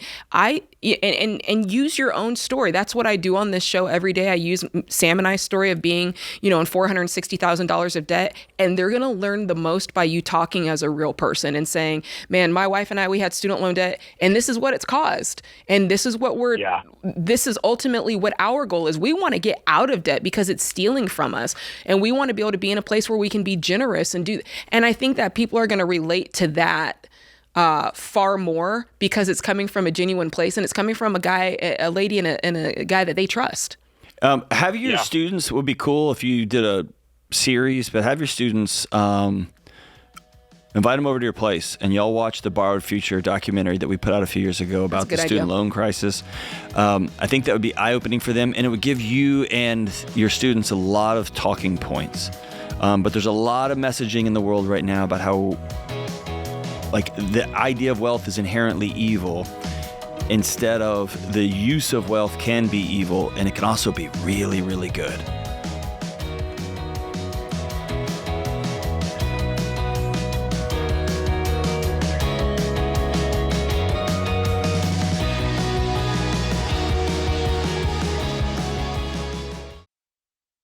Here's something that keeps a lot of parents up at night. Kids are growing up with more access to information than ever before in history. But most of the content is calculated to keep them distracted, make them mad, and keep them scrolling, not help them think for themselves. World Watch exists to be the antidote to the algorithms. World Watch is a video news service built specifically for preteens and teens. They're daily 10-minute videos that explain what's happening in the world through a factual Christian worldview. No outrage, no noise, just clear reporting you can watch together and that your kids can actually understand so they can come to the dinner table engaged and curious instead of worked up or zoned out. And I love that World Watch doesn't talk at kids. It gives families something to talk about.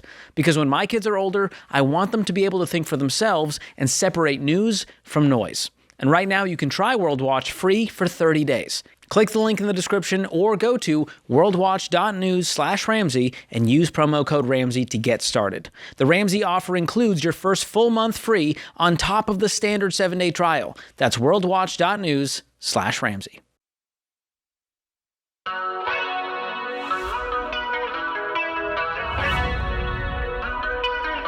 Welcome back to the Ramsey Show in the Fairwinds Credit Union studio. I'm Jade. Next to me, John Delony, taking calls about your life and money. And we've got Tammy, who's in St. Paul, Minnesota. Hey, Tammy. How can John and I help today?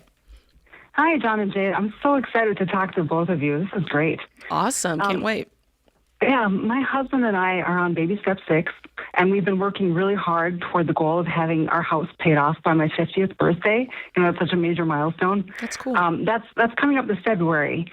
Our budget and all my fancy spreadsheets and everything show that this was totally doable. And whenever we've had unexpected expenses before, we were able to adjust and stay on track with that goal. But now we've hit a bigger issue. I was diagnosed with breast cancer last month. I'm so sorry. Yeah. Yeah, it was caught early, and I'm going to be fine. Like, I'm very confident I'm going to be fine. But my budget didn't account for us meeting, like, our yearly out-of-pocket max in these few months. And it didn't account for me losing all my overtime while I go through, like, surgery and 6 weeks of radiation and all that. Yeah. So we're going to end up just about $22,000 short of the goal by my birthday. Okay. And I'm kind of devastated by it. We've worked so hard and been really careful, followed the budget. We don't spend on extras. But, like, on top of that, I also feel bad about feeling bad about it. And that doesn't do any good, right? That does no one any good. Because the mortgage is going to be paid off next year anyway, right?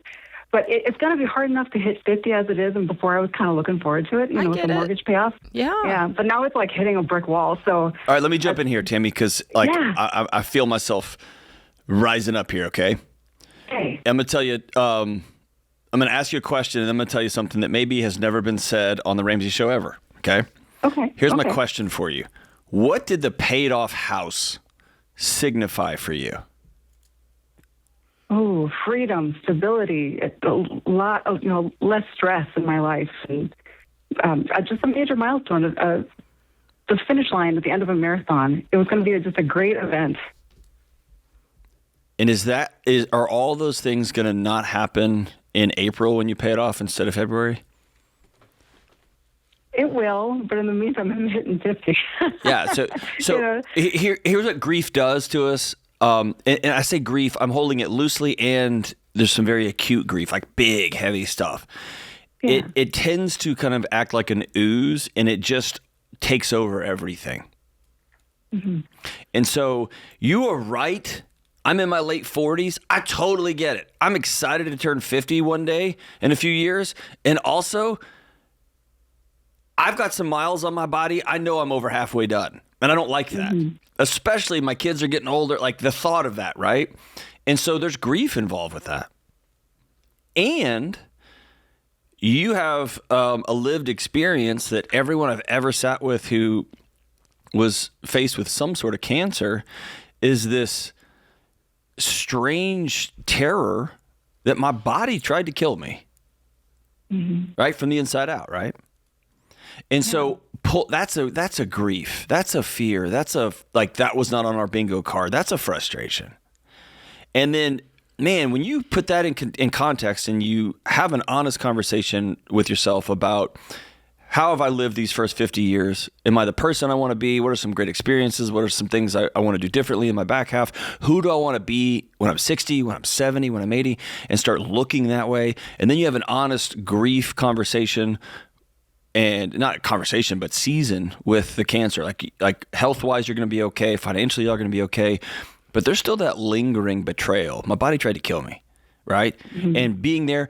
Man, then suddenly, all right, so my mile time's going to be a little bit slower, but you know what? I ran a freaking mile. Like, y'all going to have that paid off celebration. Y'all going to have the freedom and have the peace. You get what I'm saying? But right now it's all jumbling up into one big bucket. And so spending time kind of pulling that apart and saying, what am I actually grieving here? And we had a goal. We're going to hit that goal. It's not going to be as fast as we did. Cool. I guess you can be disappointed about it, but man, now I want to say the thing that I don't think's ever been said on the Ramsey Show. You ready? Yeah. In your particular situation right this second, I don't care about your budget. I don't care about your spreadsheets. You, my sister, beat cancer. Yeah. And I'm going to leave today's show and I'm going to smile all the way home because I got to talk to somebody today that beat cancer and that had done the work for years before cancer. So that when it hit, it didn't completely upend everything in your life. And you've worked hard enough on your marriage that you had somebody that was ride or die with you through this thing, right? Yeah. You won. Like spreadsheets, who cares? Budget right now, who cares? Sister, you beat cancer. That's freaking amazing. Strong. Thank you. You get what I'm saying? Yes, for sure. All right, now budgets matter, blah, blah, blah. But you beat cancer, right? Yeah. Yes. Every day is a open your eyes and throw your fist up in the air and say, bring it. Yeah, okay. You get what I'm saying? Yeah, I do. All right. I appreciate that. Thank you so much. Dude, it's been a high honor to get to talk to just straight up gangster. You're awesome, Tammy. Absolutely. Wow. John, I don't think you could have said it better. There's points in life where it's not about the money. No, man. It's just not, and this is one of them. So. Well, and can we say, let me just take 2 seconds on this. I don't want to compose my thoughts because I get all emotional when I talk to somebody like that who's awesome on 50 different levels. I think when we talk about the baby steps and we talk about getting out of debt and we give people a roadmap on how to do that works 100% of the time if you just do it.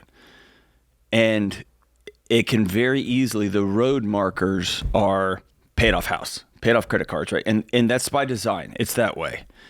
But what we kind of blow by it a lot. We don't spend a lot of time on it. But man, the big win here for her, yes, it'll be cool that she pays her house off. It'll be amazing. It'll be a moment of freedom, whatever. The big win is that years ago, Tammy and her husband decided we're going to take control of our finances in our house, and we are going to be in the driver's seat of our own life. And then cancer happened. And to me, the big win for this family is that it will be a big win that they pay off their house, but the big win is that they weathered a major storm. They had great doctors. They were blessed. They had each other. They had family support, whatever, and got them through this season. That to me is the win. That 10 years ago, 15 years ago, they said, hey, let's make a plan for when, not if. And man, they did it. They did it. Yeah, I think that's fair. I mean, that's the whole point. Life is not when something happens. It's gonna happen. You just don't know what it is. Is it a job loss? Do you break your leg? Is it a diagnosis? Is it a infertility? Whatever. Yeah. There's just all this stuff that happens, and the best thing you can do, you can't stop the things from happening. You can't make them less painful or less disappointing in her, right? Yeah. It's still disappointing. It's still not what you expected or planned for, but you can relieve some of the stress, some of the anxiety, some of the pain to be financially secure so that the money part of it is the least important thing that you're focused on. Now we can go to war on the thing. Yes. We can go solve the thing. Exactly. Yes. You can be a human being and just see the person in the moment. Okay, I'm going to go visit whoever's sick. I'm going to be there. I'm going to do this. I'm not worried about bills. I'm not worried about loss of wages. I'm not worried about all these other things because you did the things to make sure that your financial footing was secure.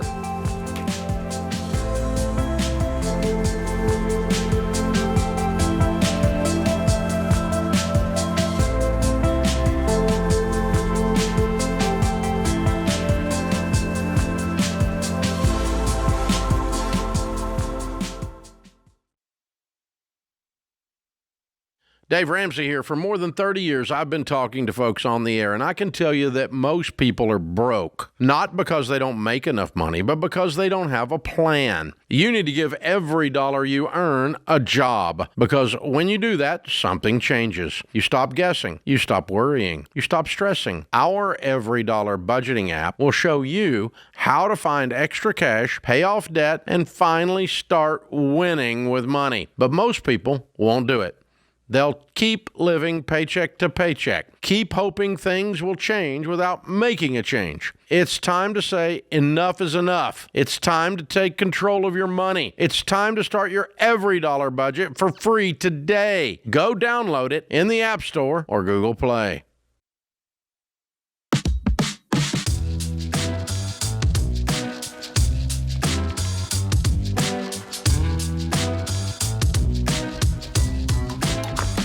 Guys, one of the biggest mistakes that people make is thinking that they can skip having a will, whether it's because you're too young or too healthy or you just don't own enough stuff. But the truth is, a will helps protect your family. It gives clear instructions and can even keep your loved ones from having to guess what you wanted during a difficult time. That's not fun. So if you're ready to create one, go to mamabearlegalforms.com, mamabearlegal.com. If you're not sure where to start, text quiz to the number 33789, and we'll help you figure out which option fits your situation. Alrighty then, we've got Renee, who's in Denver, Colorado. Hey, Renee, how can we help today? Hi, John. Hi, Jade. Thanks for taking my call. You bet. I'll just jump right into it. I would say for the last 2 months, every day, almost every day, I tell myself, call in and pay off your car because you have the money to pay it. And then I get this knot in my stomach that I'm like, the minute I pay this, something's going to happen where I need that money. Okay. How much do you owe? How much do you have left to pay? What's the amount? $16,300. And how much do you have in savings? So I have two different savings. In one, I have $16,500, and in the other one, I have about $20,000. Okay. And they're both in high yield savings accounts. So here's the thing that I've realized about certain types of financial fears over time, because you're talking to somebody who once had almost $500,000 of debt and no savings. So you want to talk about scary times? Like, that is scary. And one of the things I learned about fear is, you can have a fear that's totally rational and it's okay to feel that way. And then you can have a fear that is totally irrational. And sometimes you're not realizing which is in the moment. You're just scared. But it's so good to test those and find out, first of all, is there even any rationale to this? So in your case, I would look at this and go, okay, let's pretend that you took the $16,000 that you have saved and you turned around, you paid off the $16,000 car and left you have $20,000. So now your brain is freaking out, warning, danger, danger, I'm scared. Like, to quote you, something's going to pop off this next moment. The moment I do this, something's going to happen. So let's actually play that out. What could it be? And this really, really, really helps me, Renee, to figure out if there's even any validity to it. So in your mind, what could happen in the next, let's pretend the moment you hit send on the payment, what could happen that's going to cost you $20,000? In my mind, like our furnace goes out and winter's coming up. How much does it cost to fix a furnace? Well, to fix it would probably only be around $1,000. Okay. To buy one would be. Is your furnace acting? Is your furnace acting up? Is it acting up? Is it on its last leg? No. Okay, so that's not. We can now clear that out and say it's not valid that it would just up and pass out, right? It might need a repair, but you're not going to need to replace it. That is absolutely true, that you will not need to replace your furnace completely. So what's the next thing that could pop up that's $20,000? Well, we have a special needs daughter. Okay, now we're getting somewhere. I had that money before in the account, even though I knew I had the money to pay it off. So about 6 months ago, we had to put a stair lift in our house because she can't walk. Understood. And she had a growth spurt.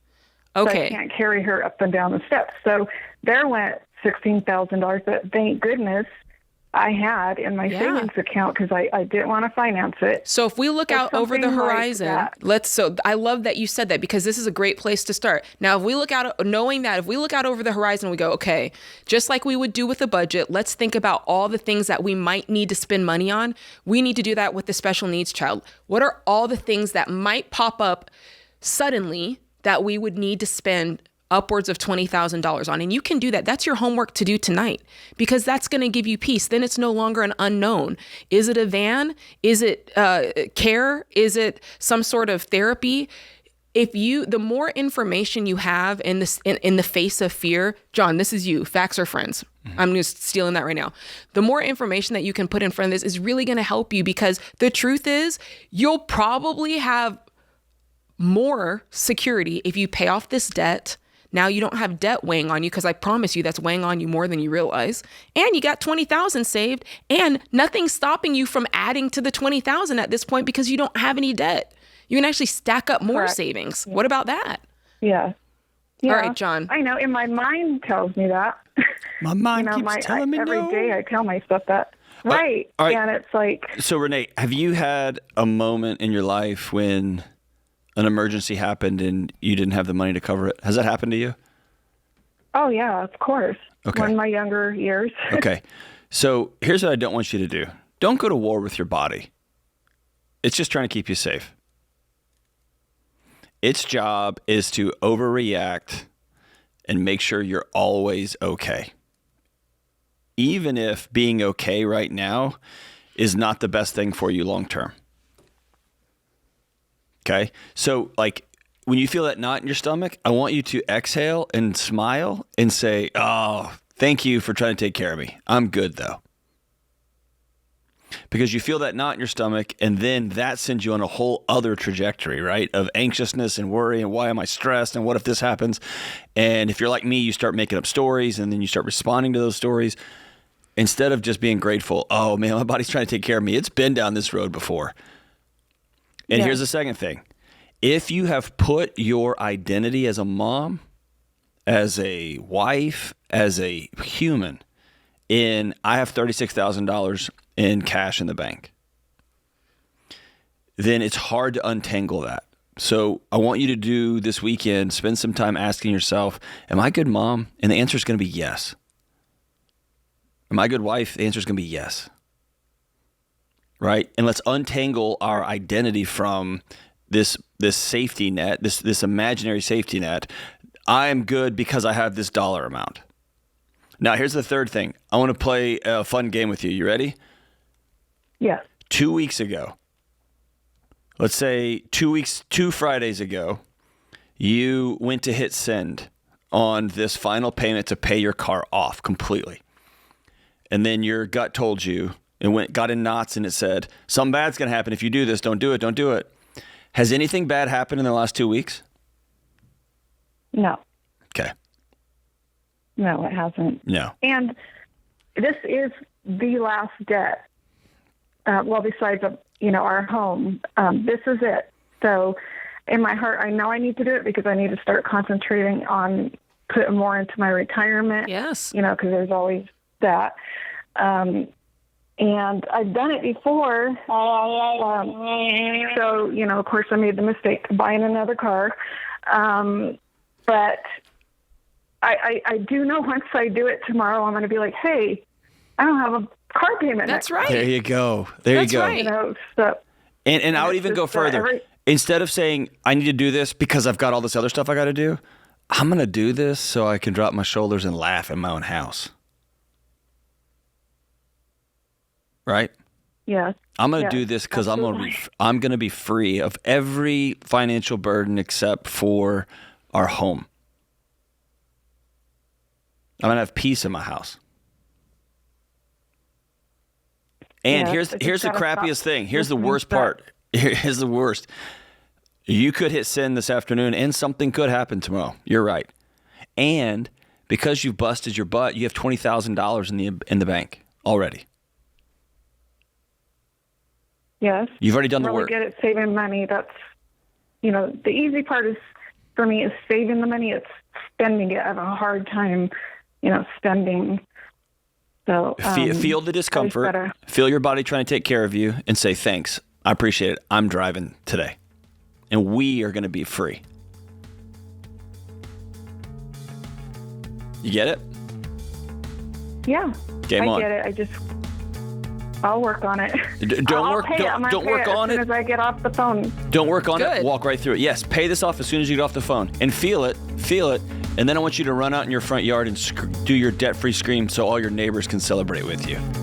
I don't owe anybody anything.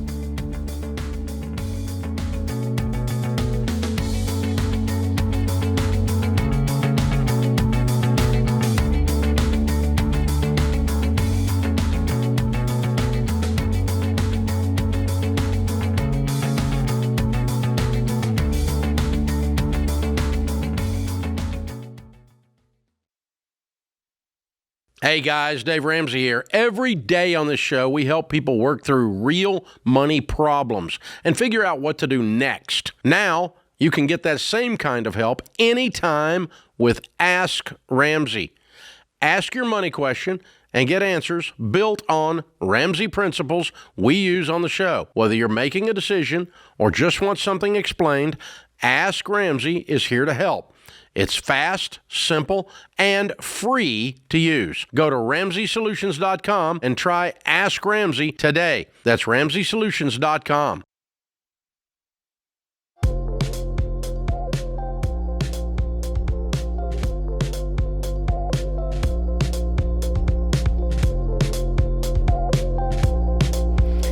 All right, guys, Ask Ramsey is our free AI tool that's built and trained on Ramsey proven principles. So today we're going to break down one of the questions that we received this week. The question was, how does the rate of return on a 401k actually work, and what is it that I should look for? So first off, it's important to know that your 401k doesn't have a fixed rate of return like a savings account would, okay? Your return is based on the market, right? And it's based on your investments inside of your account that's invested. The 401k is just the tax-advantaged container that money is sitting in. What you put inside it is going to determine how it grows. So your savings rate matters. Also, most 401k plans offer a menu of mutual funds. When those funds grow, your account grows right along with it. When the market drops, your balance dips. That's normal. Ramsey uses 10 to 12% as an estimate. That's an expected average annual return for good growth stock mutual funds over the long term. And we do that for planning purposes. We use 11% as the working number. You'll hear us say that all the time. Now, that's a long-term history average for the stock market. It's not a guarantee for a single year. Again, it's just an estimate. Some years you'll see it upwards of 20% or more. Other years you'll see negative returns. That's just the truth. The key word here is average over decades, annualized rate of return. And let me say this. That's why, honestly, this is me just being transparent. I don't look. I don't know. Because I am an over-emotional person.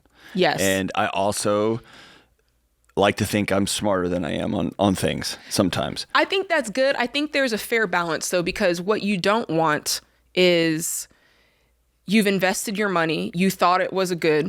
No, I keep tabs. You want to keep tabs. Thank you. Yes. Yeah, and I talk to my advisor and I get the quarterly reports and all that. Yes. But I'm not checking this every month to see what the rate of return is. No, you should not check your investment accounts like you check your checking account. There you go. And because for me, it'll make me nuts. Mm-hmm, and if it dips a little bit, my body's like, it's all coming down. Yeah. And over the past, I have a bad track record of either stressing myself to the point of no return for no reason, or like doing something dumb. And so for me, it's a roller coaster I got on. And you're staying strapped in. Yeah. Any choice I make to get off this roller coaster is going to end in me getting hurt. So I'm going to stay on this roller coaster. If some point in the roller coaster, just if it breaks, I will deal with that problem then. But I chose to go on this roller coaster, so I'm just going to ride it. It's going to go up. It's going to go down. It's going to go way, way, way up. It's going to be fun. We're going to have a good time. You're going to have a good time. And if you feel like John, if you have questions about how much you are contributing in your 401k, or maybe you just want to learn more about investing, use Ask Ramsey. It can really help you. Ask your question today for your situation at RamseySolutions.com, or just click that link in the description if you're listening on podcast or the YouTube. So we've got Jennifer, who's in Mobile, Alabama. Hey, Jennifer, how can we help today? Hi, yes. My family's active duty military, and we have saved quite a bit of money. So we could potentially buy a house, but we don't know if it's smarter to invest the money instead of spend it on a house when we don't know how long we're going to be there. When we leave this duty station in 2 years, we'll have 8 years left for my husband to make 20 years in service. Okay, so that's a 10-year play. How old are you guys? 32. Okay. Is there any, let me ask this. So you know for sure after 2 years you're leaving where you are now. Within that 8-year period, is there any chance that you could be in that same space for 8 years, or do you move every 2 years? No, there's a minimum of 4 years. So we could potentially live at the next duty station for 4 years and then PCS somewhere else. Mm-hmm. Or we could he could finish and stay there for 8 years, but it's not his choice. Okay. There's part of this, and I'd love to hear John's take on that. You might know a little bit more about this than me, but I'm looking at it kind of from purely from the dollar side of it, which is the truth is, since there's so many unknowns in this, every time you buy and sell a house, it's expensive. Right? There's realtors' fees, there's moving companies, there's boxes, there's money going out of the door left and right. And so obviously it's not a great thing to pick up and move every 2 years, every 3 years, or really even every 4 years, right? There could potentially be 2 to 3 more moves in this span of 10 years. And that's a little bit like, I don't love that. I also don't love the fact, I'm sure there's part of you that's like, I don't want to be 42 buying my first house. I also understand that. So where my mind goes to this is when we pick our careers, when we pick where we live, when we pick our spouse, when we pick all of these things that are major parts of our life, we kind of choose the things that go along with it. And I think that part of this, when you choose the military, there is a piece of that where you're going, all right, that's what this means. What it means is it's going to be a few years before I get to settle down. And that's different from the folks around me in some cases. That might be different than my sister or my aunts or my friends. They got to settle down as soon as they had the money for the down payment. And I think that that might be the battle in this, more so than maybe the dollars and cents, because I think you guys can save up. And gosh, yeah, in 10 years, you're going to be able to buy what you want in cash. But I think until then, that's probably going to be the struggle. Do you want to buy a house, Jennifer, or do you just feel like I need to or I should be doing it? I think it depends on where we go. Okay. Because there's a good, like, my husband's in good communications with people that are, like, choosing where he goes next. And so, like, if we were to get stationed, like, close to family, close-ish, like, 5 hours or less, like, I'd be more inclined to buy a house. Or if it was a place where, like, housing was more affordable, I'd be more inclined to buy a house.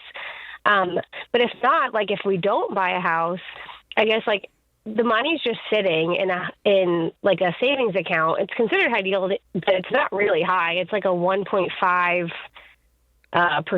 Yeah, that's true. But if you committed to, we're going to ride this thing out, then you could invest that money and you could have a higher annualized rate of return, which is what we just talked about in that previous segment, which now you we're can not open a brokerage account and just drop it in there. Yeah. And now we're not talking about 4%. We're talking about hopefully 11% or more, depending. And what I take, so I have like, we have like 6 months of expenses in savings. And then we have probably like what we would want to spend on a house for like 30% down right now. So we would just move the 30% over to like a brokerage account and then take it out when he's out of the military. If that's what I would do. That's what I would do too. If I were in your shoes, I would sit down with your husband and tonight and say, you can say your point of view. Say, here's what I've been thinking about, and here's what I want to present, and this is why. And that's what I would do, because anything less than that, you're playing a risk game with putting that money in the stock market. I wouldn't put it in unless you're going to leave it in 5 years, right? 3 to 5 years for sure. So that's what I would do. And again, the real estate play, I totally get it. It's like, well, gosh, waiting 10 years, that feels like a lot. And I won't hold you. I believe that having a personal residence is a major part of building wealth. We know that here. And it's not to say that you're never going to do it. And it's not to say that you're not investing and saving up that money. You've just chosen the route. Well, now we've got a 10-year span, which now we can do it likely the best way, which is we should be able to put cash down, like almost full cash down on something, which is pretty awesome at the end of 10 years. And Jennifer, I'll tell you, this is a biased answer, okay? I just have had students and graduate students. I've lived in a couple of communities that had a lot of military servicemen and women, and the number of folks that were stuck in a house and then they got deployed out, or they were stuck in a house and they were promised it was going to be 6 years and suddenly it's 18 months and I got to move you over here. Yeah. And then they have 2 or 3 trailing houses because they just bought a house in every town they got stationed in. I've just sat with those folks. They've been my friends, they've been my students, and the stress they have, not only dealing with the move, not only dealing with school, not only dealing with their kids and their spouses, but also trying to deal with selling a house 4 states over. My bias is until you are in a place where you get to decide what you're going to do next, that you hold off as long as you can. Yeah, and I think that's really, really good advice. And just frame it as a wonderful thing. When you signed up for this military life, it's a life of service. And guess what? You don't have to worry about doing replacing your roof, replacing the AC. That's a really, really great thing. So just focus on the positives of renting while you can.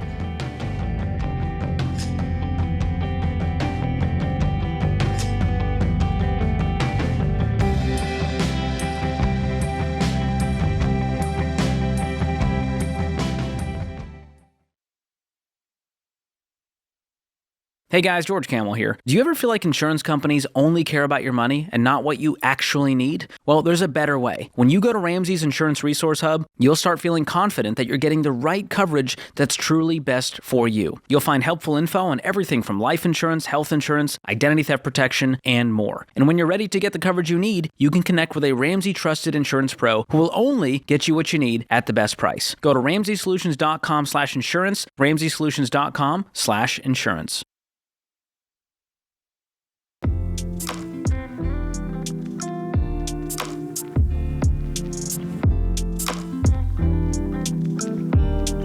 Alrighty, guys, the Ramsey Show scripture and quote of the day. My favorite, John 1:5, the light shines in the darkness, and the darkness has not overcome it, never will.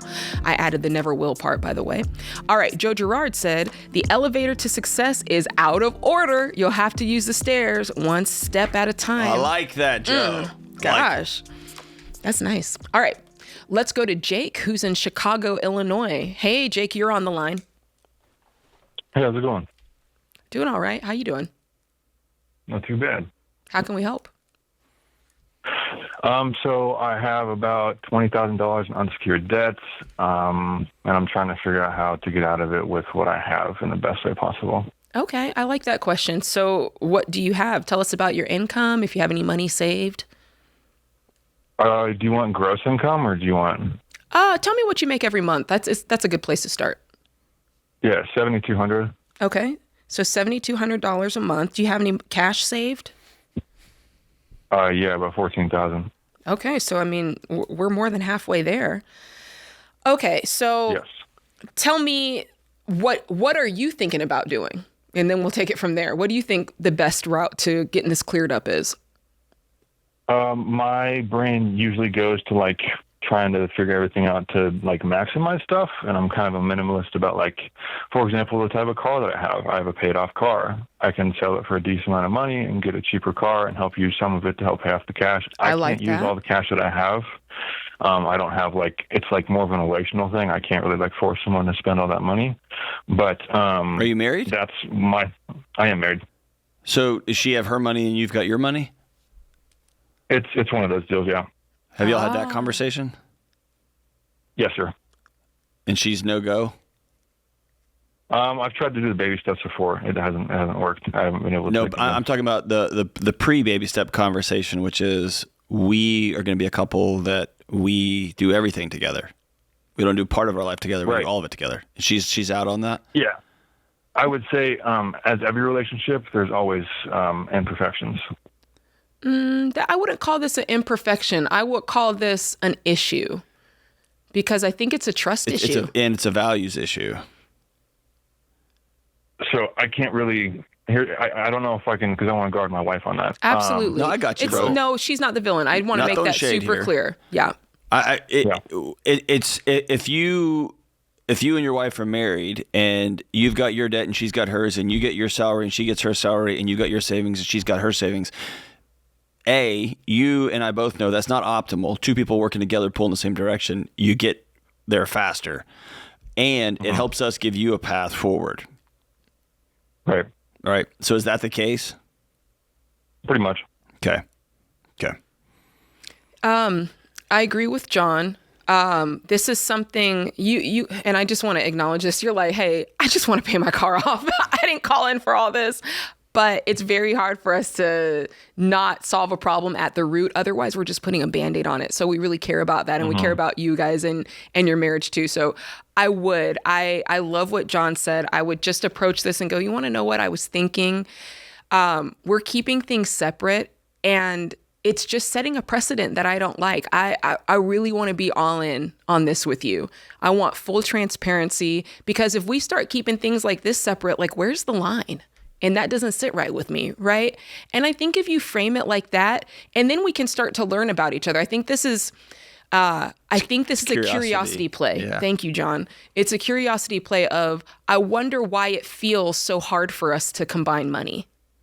And I think if you say it like that, it's not you're the bad guy, I'm the bad guy. Because the truth is, we're all bringing in stuff to our marriage, all of us. My husband and I have been married almost 20 years.